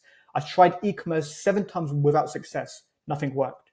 Here we're kind of like throwing rocks, right? It's like, I listened to a lot of these guys on YouTube. The people reading this email, they maybe also have listened to these guys on YouTube. But this guy, Colin, he never saw the success with these guys for some reason. What happened to him? He was only left with heaps of lost time and money. But I knew that selling products online was the gate to success for many. So why couldn't I do the same? Building some hope and some optimism, right? I decided to take the leap for the 8th time. And this is exactly when I was presented with a message for an Amazon-only training on Instagram. This is the solution that we're, of course, giving them, right? It's not like a program. We're getting people to opt into the webinar so they can kind of see the success that they deserve with Amazon. It supposedly had 10,000 people registered for that one event on a random Sunday evening too. If we read this line one more time, it supposedly had 10,000 people registered for that one event. What I've done here, it's like I try to create social proof in like an intelligent way. It's like it supposedly had, it's like only 10,000 people. Damn, like 10,000 people opting for this Amazon only training. Like it must be a good one, right? So that's like some social proof creation on a random Sunday evening too. Damn, this is crazy. Now, of course, I didn't expect to receive much from the training. I was burned way too many times in the past. Here's kind of course, like just like letting them know that he's been burned in the past and he's not going to instantly become like overly optimism about this training, right? Because he's been burned so many times. And the prospects, they may be thinking the same thing. The people reading this email, they may have similar thoughts to this Amazon training because they may have sat through another Amazon training. They may have bought another program, but he was also skeptical. But I joined the live room with an open mind and decided to leave all my bad experiences behind. And damn, personalization, kind of very conversational, right? It's like a good tonality. Within the first 10 minutes, the person presenting the training genuinely seemed like he wanted to help us people. You could see it in the way he was speaking to us. The student's result he was walking us through didn't seem like a coincidence. He legit knew how to help us. I don't know why I said people us. But here again is like the social proof, right? I could have mentioned is like, I don't know, like I did like a screenshot, but I said to keep it very conversational and personal, the student's results he was walking us through. So this client on the Amazon training offer, he hasn't only got 10,000 people registered, but these 10,000 people, not all of them are going to get results, of course, but a few minority of them are getting results, which is social proof creation, and it overcomes all the internal limiting beliefs that the people reading this email may have. Now, you may have already guessed, the person I'm talking about is Will, and the training I'm talking about is this. After attending this free training and asking Will some like personal social proof on like what he's been able to achieve, he's done like an 80K month. He's now become the COO. And if you're interested in discovering how to do the same, click here. And in the PS section, we've got some urgency, right? Act fast now to secure your spot. Availability is limited for tonight. So that's an example of like another email. Now we've also got a success and case study. These ones can be very simple, but they're extremely powerful as well. With these success story ones is, of course, like we always do like the same thing. It's like, what's up first name? Meet this person. Just over 2 weeks ago, my man introduced him to the EDU community. My goal in the next 60 days is to make 30K. Here's a quick update on where he's at now. he's at 1K. Only 3 days after posting his introduction message, Vincent hit $250 in Amazon sales for the day and a total of 1K for the week. He hasn't hit his revenue goal yet, but he's only just started his Amazon journey. And these are the numbers he's seeing. Imagine where he'll be in 45 days. Here's my guess. He's going to continue implementing the e-com system I shared with him, and he's going to 30x these results in no time. Vincent may not know it, but his 30K revenue goal is much closer to him than he thinks. And I know this because I've seen it happen countless times. Social proof. This is the beauty of having a proven system to follow. Proven system to follow is like system to follow, system follow. It's kind of like easy emotion. Instead of trying to crack the code yourself, like people may have the idea that they need to do everything alone to see success, or spending weeks, if not months, watching hella YouTube videos, trying to find a product and market in your store, you realize everything has been cracked for you. Here's what I mentioned about the proven system. This is the new emotion activated, right? We're making this entire solution seem as new as possible and as easy as possible as well, so that the prospect hasn't got any internal limiting beliefs because it's been cracked for you, which seems like it's easy. You save yourself time and a lot of money in the process. And first name, if you're anything like Vincent above and want to go from zero to receiving consistent Amazon sales, click here to discover the same e-com system and kickstart your Amazon journey today. Now, quick other note is like when you like use the word discover, it kind of communicates the new emotion because it's like discover, like I'm discovering this like for the first time, right? The new emotion in play. But quick heads up, you've just got over 24 hours to get inside. I'm going to be unveiling this system live with you tomorrow at 8 p.m. EST. Let's make this Amazon bread. Here's like urgency, right? We've only got 24 hours to kind of get inside. Now, emotional story. Let me see what this one entails of. This one is for our other Airbnb clients. But if we notice, if I go back to the crash course, right? We look at the emotional story email. It's nightmare, break-in, turning, and rosy. Nightmare, where you or your client had the worst possible time ever, break-in. What motivated you or your client to escape from this nightmare situation? Turning. How did you or your client stumble across the solution that you're teaching now? And rosy. How did this solution allow you to create the life that you wanted? With this emotional story for this client, we've done the same. I grew up, of course, in St. Louis with my grandmother and aunts. As my parents were in and out of prison, I watched my grandmother do this. I deserved more.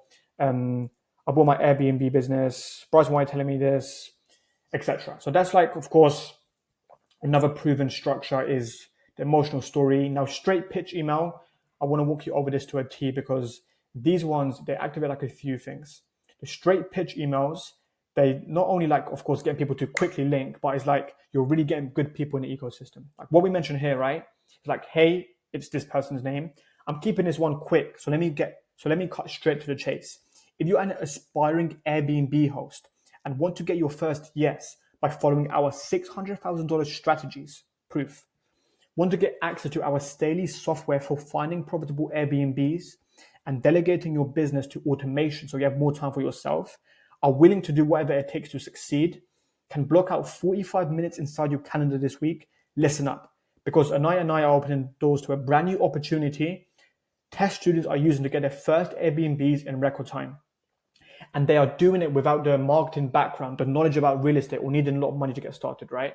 Here, when we add sentences like this, we overcome these objections, these like limiting beliefs that may be preventing someone from taking the action that we want.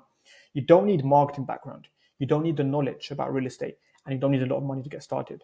Our students are doing this for a few reasons. Proof, right? It's like you've got active students, they're getting good results. They're experiencing the Airbnb gold rush, where guests look at Airbnb as the first resort for short-term stay. We're kind of like building up some reasons why behind the success, right? The Airbnb market as of July 2024 is worth $96.72 billion. And the more this grows, the more your opportunity grows, right? Here we're kind of building some credibility around the industry and the fact that it's continuing to grow. So that the more it grows, the easier that you can swoop up. You can build an Airbnb business that sets you free without owning any of the properties or needing a lot of experiences, unlike these other business models in validation. And then we just kind of crafted them the opportunity to click here now, like straight up, like we're offering you this free consultation call with a Steady advisor, next 10 people only, scarcity. Then we have some social proof here as well. But with a straight pitch email, it can even be like shorter. It's like, hey, first name, I'm looking for 10 people who want to achieve this result in Y time. Click here now to see if this is like an opportunity for you, right? So that's like the straight pitch email. Another, of course, timeless approach that we kind of add to our portfolio. Now, future pacing is, remember when I mentioned here, right? Get deep on the core desire people have and future pace what the days could look like if they just achieve this core desire with specific vivid imagery. Now, with future pacing, if we check with this example, I'm going to only show you the top snippet because the top snippet of this section is where we activated the future pacing. It's like, picture this. Even if we're checking out here, right, the subject line, chilling at the pool, a 1.92K payout was sent in like apostrophes, which of course seems like it's coming from someone. And then the from name, right, it's not only the client's name, it's the client's name and the name of the successful testimonial. So we're doing what I mentioned earlier on with the from names. We're showing variation for pattern interrupts, right? This one was your name and a client name. So it shows pattern interrupts. But the future pacing is here. Picture this. It's 2:15 p.m. on a Sunday. You wake up naturally without an alarm clock. You've had a coffee, a nice breakfast, and you have no work to do, no plans, no stress, no team meetings for the rest of the day. And the best part, as you know, a boss is not going to ask you to complete a last minute deadline, or as you know, you don't need to attend a draining team meeting. You decide to spend the rest of your Sunday living life at the pool. And as you do, you receive a notification like this, social proof. You know, that's kind of like the entire future pacing angle. Like you can really be specific with this. Like imagine now, 6 months, fast forward now, you're you're in the dream physique that you've always been wanting for. You know, you're no longer feeling inconfident when you look in the mirror in the morning. Like you actually begin flexing in the mirror in the morning because you know that you've made the gains, right? It's all about future pacing. So these prospects get a vivid imagery of what their life could look like if they, of course, take action and buy what you're offering. Now, value, focus, reciprocity. We do these for clients now and again, but I do these a lot more for my own personal newsletter, which like every single day I send a daily newsletter on marketing direct response and how to apply these principles in like a lot more detail, of course, in written format. And here is like, I wrote an entire email on converting live webinar registrants into cash. And I'll just give them like value, right? Like you need to find a good product, a bonus you like, thing like that you could offer. Here's how you frame it, you know, like the offer stack, a quick list of how you can create more perceived value with your program. You know, like these examples are good, as I mentioned, because you don't want to transform your list into like a send and churn kind of thing, right? Like you pitch in aggressively every single time. Now and again, sprinkle in some of these value focus reciprocity emails because like your prospects, they will thank you for it. Like even when I sent this newsletter to my list, right, I received like dozens of replies from marketers showcasing their gratitude for the free value that I'm giving. Like stuff like this is, of course, people do it in like YouTube format or people put it in like inside a course. But I'm doing it for free inside my newsletter. So if you're writing for like a make money online program, every week send one value email on how to see success. If you're writing for like, let's say a fitness coach or you are like a fitness coach, every week send like one valuable tip to your list on how to achieve optimal physique. You kind of get the idea. So that was it, summarized to a T, of course, the direct response copywriting principle and the email campaign type section of the extensive email crash course. Let's get it. So now we have the final section of the extensive email marketing crash course. And in this section, I've called it money automations. And I'm going to be showing you the different email automations to set up, including what to say, the psychology behind each email, and the timing delays. Now, these following sequences, they're going to be for the most popular funnels in the online education industry. If I missed the lucrative funnel that you're implementing, just of course, feel free to reply behind, add a comment beneath this video, and then I'll get back to you as soon as I can. But the first sequence is the lead magnet sequence. And this is activated when someone gives you their details in exchange for a lead magnet or a free training, right? A free ebook even. And this sequence primarily aims to deliver on your promise, build up know, like, and trust elements, and then of course entices your prospects to take the action you want. That action could be a low ticket product, it could be a community access, it could be a mid-ticket product, or it could even be a book or call. So here's how you structure the lead magnet sequence. Email 1 is sent as soon as someone opts in. Like as soon as someone opts in, you fulfill on your promise and further tease what's included. Email 1, the entire ideology is, of course, you enter your details for like this gift. Here's the link to the gift. Here's what's included in the gift, hoping you find some value inside. Then email 2 is sent 24 hours after someone opts in.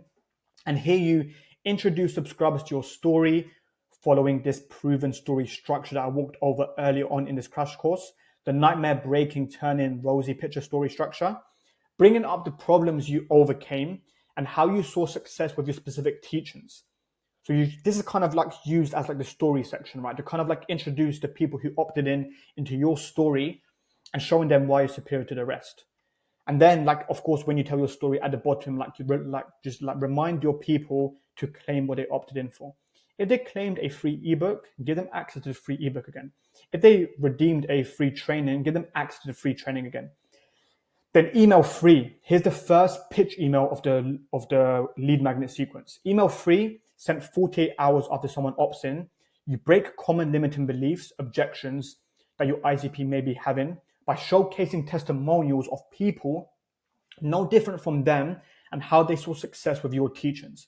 In email 3, as I mentioned, you make your first subtle pitch to what you're offering, whether it's a low ticket product or book call, etc. You can do the entire email, of course, process, and then at the PS section is like, just to let you know, we've got XYZ that helps you with XYZ. It includes these offer components. Click this link to get inside if that's something that interests you, right? Make it very subtle. Then email 4 is sent 96 hours after someone redeems your lead magnet. Some people may have, of course, missed this subtle pitch, right? You can't come to the assumption that every person has read every single email because it's simply not the case. Some people may have skipped this email and they've only read this email. So with this email, you need to sell again.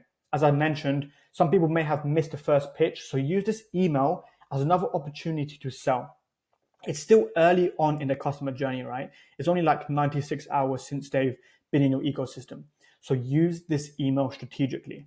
Even though you're still selling, you still need to build these know, like, and trust elements, right? Tell people more about your story. Tell people like more about the proof, the credibility, why you're deciding to do this. Give strong reason whys, build the likability, etc. Then email 5 with the lead magnet sequence is sent 120 hours after someone opts in, which is, I'm not sure in days. I'm not sure why I labeled them as hours, but like nevertheless, right? A reminder email, ideally sent from a different face of the brand. And remember, I walked you over the example that we've done for like an Amazon offer, right? We sent it from their COO. You can use email 5 to send from your personal assistant, from your customer success manager, and like remind these people that opted in to take the action you want. This is when you can begin going heavy on the urgency and scarcity. Let's say you pitch a booker call here, right? In this email, you can say, just to let you know, a few days ago, we gave this opportunity to fast track your way to success. And I'm going to be fully transparent. I'm checking a calendar right now, and our closers calendar are getting swamped and busy with people eager to snatch up this opportunity. So if you want a fast tracked way to building a high profitable Airbnb business, book your call below where you still have the chance. Don't be afraid to, of course, like urgency and scarcity max, because it's one of Robert Cialdini's principles, right? It moves people forwards. Now, email 6 is sent a week after someone opts in, 7 days after. Here, the framing is simple, right? If someone still hasn't taken the action you want, you need to be more aggressive. Use this email to display more social proof and scarcity. With email 6, for like another lead magnet sequence that we done, we kind of took like an intelligent route. We started off the email with this. It's like, going through my Gmail right now, first name, and this is all I see. New Calendly event from this name, new event from this first name, new event from this name, new event from this name, and so on. Monday looks like that, and then Tuesday, even more names. Here's what we're doing is like we're showcasing the social proof, because like these real people are booking their calls. But when we transition into the close, we let them know, of course, all these people have already redeemed their calls, and the calendar is getting like, of course, busy, and we can't take on everyone for this fast track opportunity. So if you want to book in your call now and discover exactly how to XYZ, getting now while you still can. 3 spots left, right? Very urgency rich. Now, email 7, we typically send it 8 days after, and we frame this as the last chance email to claim what you're offering. It's very simple. Hey, it's this person at this brand. This is your absolute last chance to claim what we're offering to you, because we're not going to send you any more emails, etc., right? If you're pitching a book a call, tell your customers that spots are limited. If you're selling a low ticket product, highlight that the bonuses won't be around like forever, right? Don't be afraid to be more aggressive to sell, especially after email 5, like aggressively, because it's what's going to move people forward, right? Now, bonus tip if you're doing lead magnet sequences, even though the automation itself is only 7 emails long, you can add your winning campaigns into this sequence to extend and use all the campaign ideas I mentioned earlier on in this crash course to kind of give you that inspiration. Because like over time, right, you can transform this lead magnet sequence from like from like 7 emails to like 15, 20 emails with like winning campaign ideas. Okay, so now we have the webinar funnel sequences. And the first sequence in the webinar funnel is the pre-webinar. These series of emails are like when like someone receives them when they say yes to your training, right? Like if you have like a free webinar, they just put in their details to attend this live training, this evergreen webinar, whatever it is, right? These emails show people why they should listen to you and attend your training when the day comes. Now, here's the structure that we've used for countless names. And I'm talking about names that do like $300,000 on like a random Thursday. Clients that we've scaled to like $1 million a month. Email 1 is a confirmation email. And this is sent as soon as someone opts into your webinar. We just congratulate people on, of course, signing up. And we tease the value components that will be shared live, right? Typically in fascination form. Like, congratulations, you're signed up. Here's what you're going to expect on the live training, XYZ. This could finally set you free. Make sure you join. Here's the live room link, right? Email 2, sent 72 hours before the webinar. Here, especially if you're running paid ads, like you would notice a lot of people, they don't really know, like, and trust you, right? They want to know your story, what sets you, like why you're different than the rest, your story, your kind of competitive advantages. So in email 2, 72 hours before, we introduced the webinar registrants to our story following this structure. Now you see this structure I'm using over and over again, right? But it's the only story structure that we use, and is a proven story structure that you can, of course, use for your clients as well, or your offer, if of course you're doing emails yourself. Nightmare breaking, turning rosy, and showcase why you're the right person to listen to. This is my story. I've walked the same path that you're on. I've experienced this, and now I'm living this good life. I've also helped other people do the same. Here's why you should listen to me, right? Email 3 is sent 48 hours before the webinar. And here we like just simply send a simple research email asking webinar registrants what they're most looking forward to. It's like, hey, I noticed that you opted in for my workshop. I've got a quick question for you before we, of course, proceed into the live training. What's your number one question surrounding X thing? What's your number one question surrounding Amazon FBA? What's your number one question surrounding Airbnb, etc.? Now, email 4 is sent 24 hours before. Of course, here is like teasing further of what's going to be shared live. And once again, showing people why we're the right person to listen to.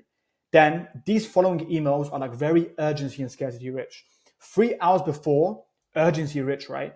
You can decide to, of course, not attend live, and that's totally cool. But if you choose not to attend live, you miss out on the value, on the following value components that could allow you to create your dream life. Email 5, 6, 7, and 8 like is really urgency, scarcity, and FOMO. Now, email 6 is sent 15 minutes before the workshop actually starts. Urgency is your best friend once again. We're just moments away, and you're pulling back the curtains on everything you know about X thing. So if you want to desired result, now's the truly time to make it happen. Email 7 is like sent when we're going to go live with the webinar. And here's just like a simple 2-liner email informing people that you're going live.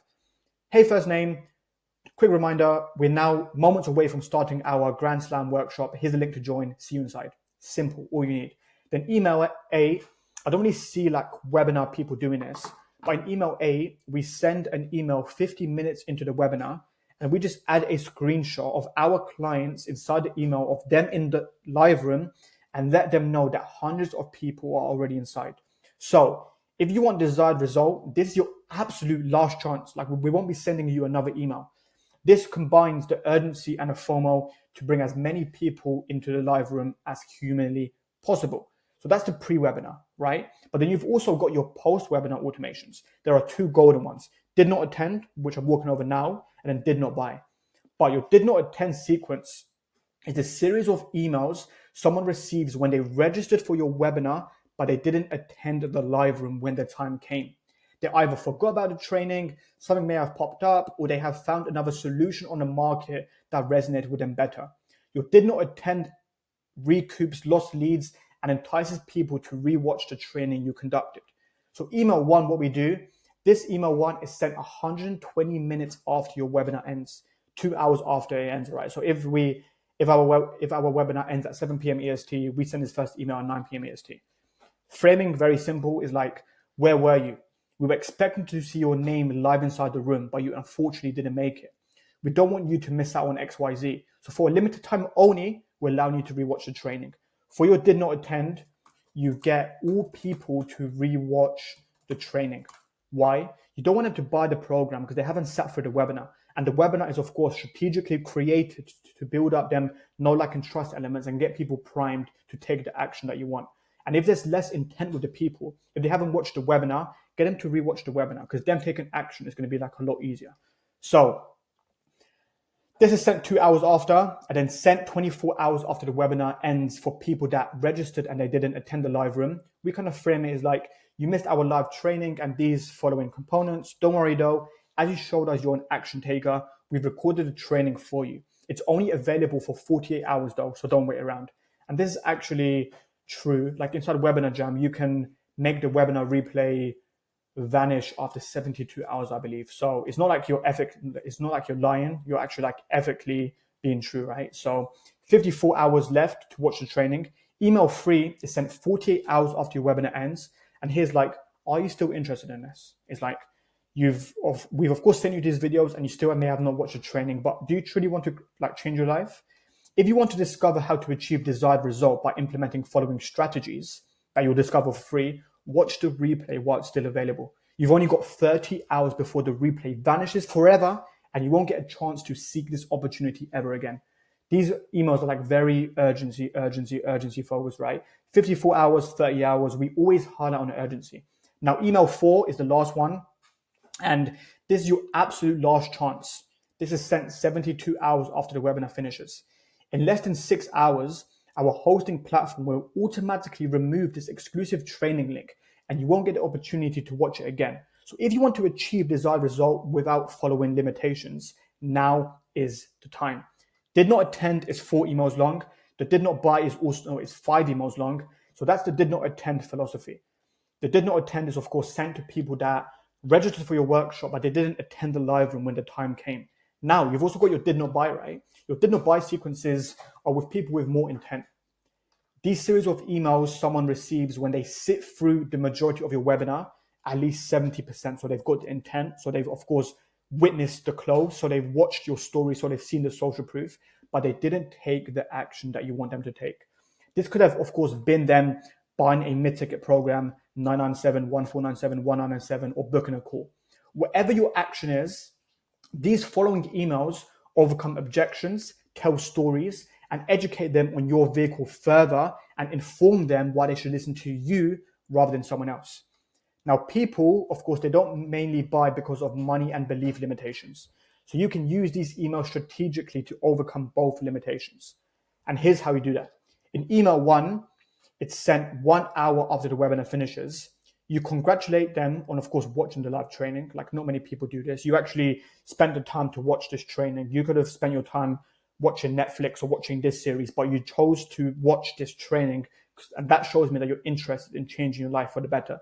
Now, as we mentioned on the live training, we're handing you this exclusive opportunity to achieve desired result in half the time. Then you transition to the close. Here's how you get inside. Here's the bonuses you get. Be quick because these bonuses won't be around forever. Now, email 2. We send email 2 of the did not buy 24 hours after the webinar finishes. And here we break common limiting beliefs once again. If you're selling in a biz op, of course, overcome the limiting beliefs of, I need a lot of time, I need marketing experiences, I need tech experience, I need this experience, I need a lot of money. So overcome these limitations, because as I mentioned, people don't mainly buy because of belief limitations, so you need to overcome them. And then you also display testimonials from people who saw the same result that they want without these limitations and that they can do the same. They can only do the same if they develop the right mindset and, of course, take action today. But they can only take action like in the next few hours or like the next X amount of days because these bonuses won't be around forever. Then email 3 is sent 48 hours after your webinar finishes. then you of course need to tell them that it's not their fault why they're not seeing success. You need to create like a common enemy, right? If you're in the make money online industry, they're not seeing success because of the system, right? Scapegoating. But you can help them bridge the gap and finally see the success that they truly want if they just decide to do X. So here we paint like a common enemy. We let them know that they can see success if they follow the same strategies. And these strategies work because these strategies have worked for Name, who achieved X result in Y time, for Name, who achieved X result in Y time, for Name, who achieved X result in Y time. And if you take action today, we're also sprinkling in these fast action bonuses that allow you to accelerate your way to success. Now, email 4 is sent 72 hours after your webinar finishes. And here's what we do, right? We kind of frame it as like, this is kind of like a disqualification angle. It's like, I'm glad you're giving our solution some second thought before taking action. Because unlike what you've been told, it's not as easy as XYZ to see result, right? Like, and then you will still have to put in the work to create the life you want. If you're a lazy person, this may not be for you. But if you understand XYZ, this may be just for you, and this program is the right fit for you, and it can make money. So here we kind of like disqualify, because like people, they like to be challenged. It's like, if you kind of like overly qualify the prospect and say that you allow everyone inside, your prospect kind of, like your product, seems less credible, right? So we disqualify them and let them know that the program is not for everyone. It's not for you if you're lazy. It's not for you if you're not open to doing the work. It's not for you if you haven't got a hustler's mentality. But if you have got whatever it takes to see this result, and if you do want to create the life that you've always wanted, then this program may be a good fit for you. Explore the payment plan options we have below to see if it's for you, right? Now, email 5, the final email. This is sent 96 hours after your webinar finishes, and it's sent to people that, of course, sat through, they witnessed the close, they've seen your story, but they haven't took the action. This is your last chance email. If you're sending a program, this is your last chance to get inside and redeem the following bonuses that can set you free. If you're pitching a book or call, this is your last chance as our calendars are getting busy. So that is the did not buy automation. Now, we've of course also got the high ticket application funnel. These sequences, well, this sequence, actually, I should reframe this. This sequence is activated when someone enters their first name, email, and phone number in exchange for a value-rich content piece. You're getting people to book a call, right? So the main focus should be getting people to fill in their strategy session application. So the first automation that you need to implement for the high ticket application funnel is the application fill-in and no book call. Email 1 is sent 15 to 20 minutes after someone fills in the application and doesn't book a call. Here, you kind of frame it as like, thank you for applying, you set expectations for the next steps, and link them to your schedule page if they haven't scheduled their call already. They didn't book a call, by the way, because of a certain limitation. So in this email, overcome the limitations, right? It can be that they need experience, that a lot of time, that they need money, that this is not the right thing for them. Overcome these limitations in email 1 and the following emails to maximize your calls booked with the following high ticket application funnel sequences. Now, email 2, it's sent 24 hours after someone fills an application and doesn't book a call. Here we just give people a gentle reminder to book a call. Here you can, of course, address the common objections about achieving a desired result and share a few case studies of people no different from them who've seen success with your vehicle despite once having these thoughts, despite once believing that they needed these following experiences to see success, right?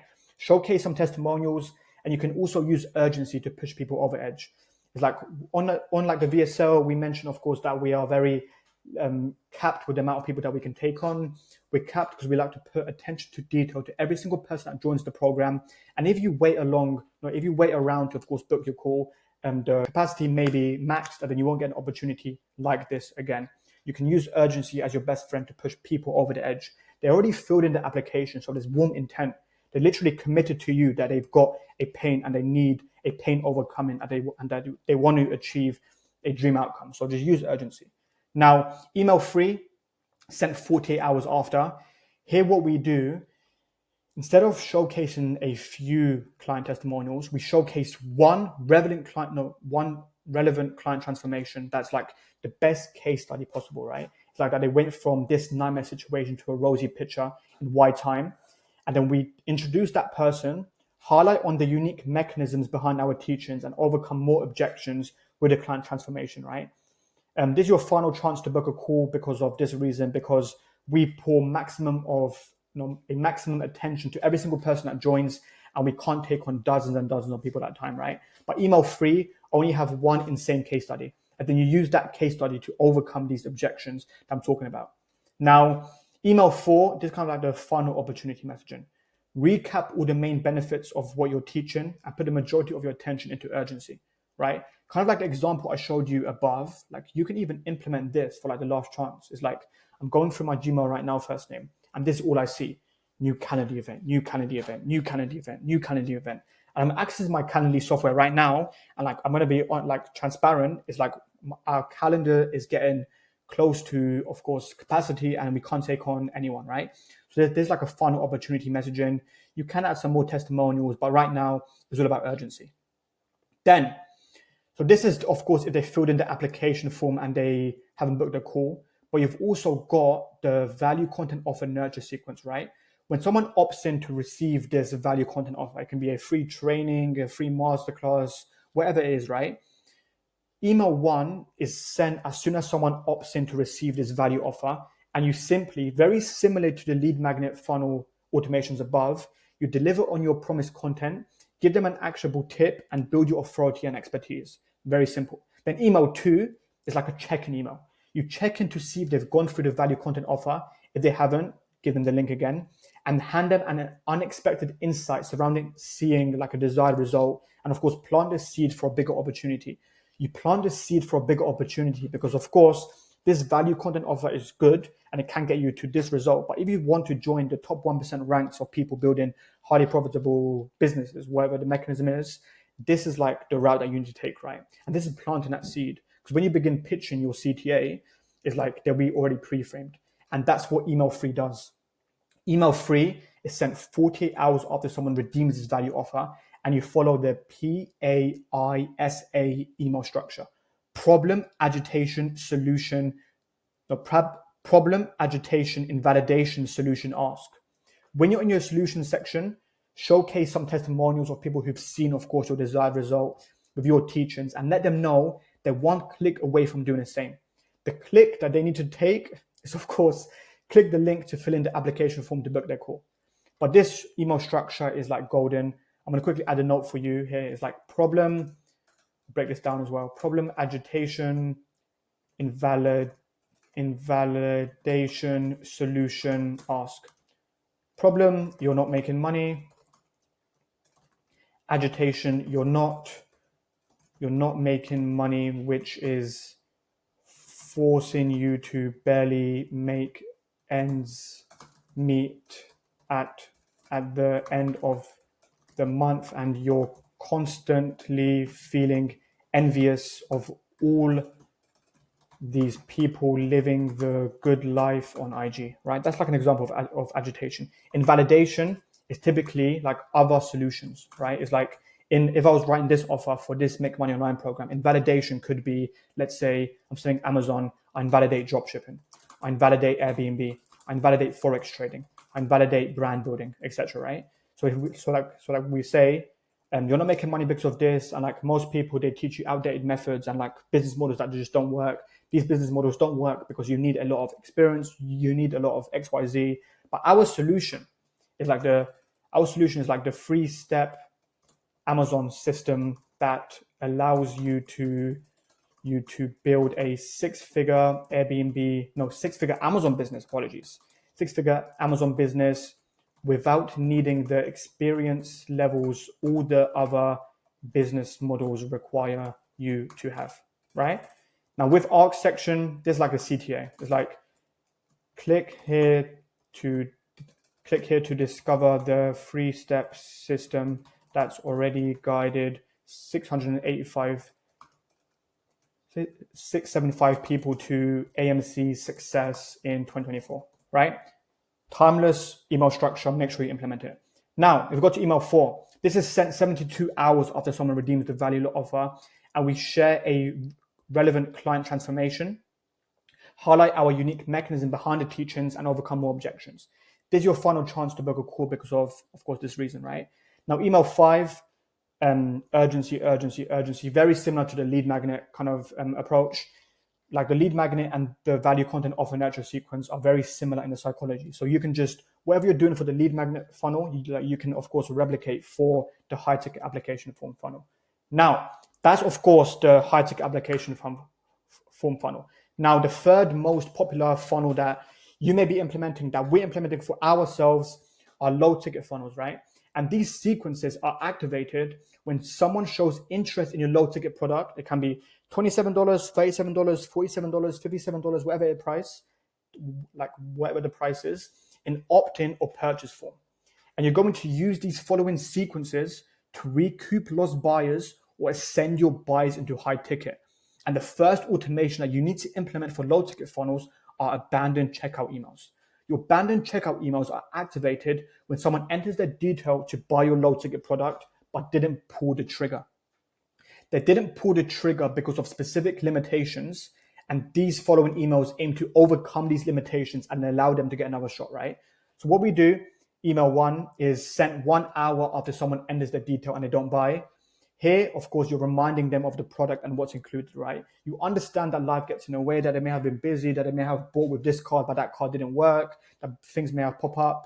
But if you want another shot at redeeming this low ticket product and receiving this other component, that other component, that other component, that other component, that other component to achieve the desired result, feel free to click the link below.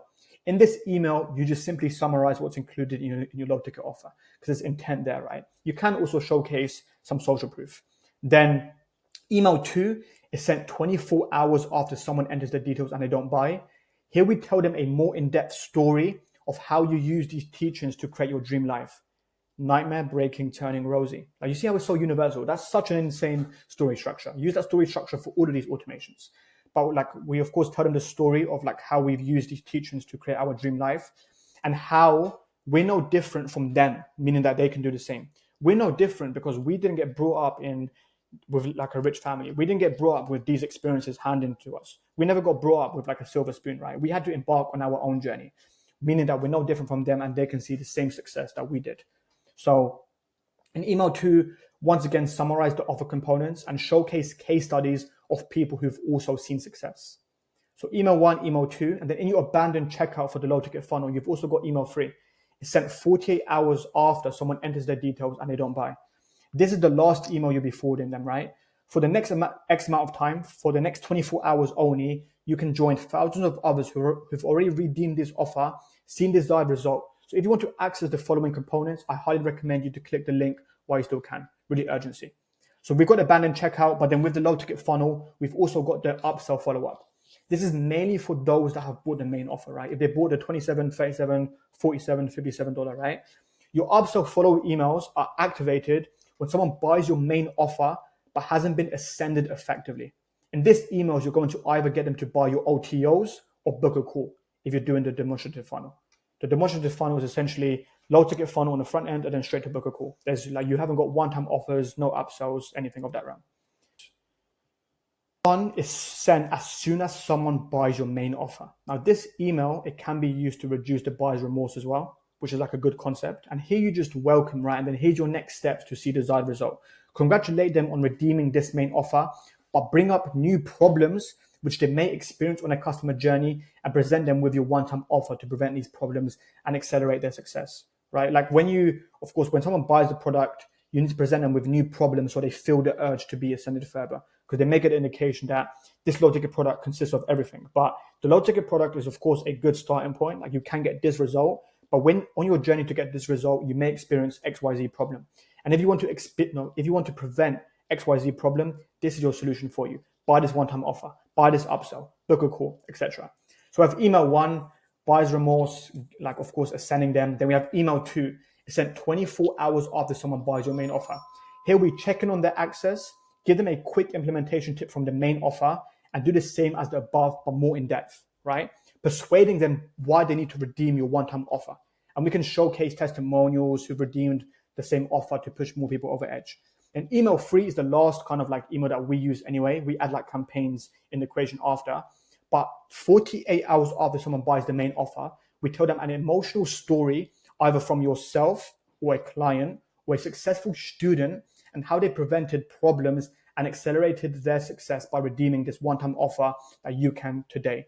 And here as well, in this last chance, we also highlight on the scarcity, the urgency, etc. So there we are, guys. The finish to the extensive email marketing crash course. Of course, go over this extensively. We've got the research phase, we've got the DR email copywriting phase, working over the principles, what you need to understand before you do email marketing, campaign types, subject line types, and all the different types of email automations with time delays that you can implement for yourself or a client to scale your info backend. See you in the next video, and without further ado, I'm out.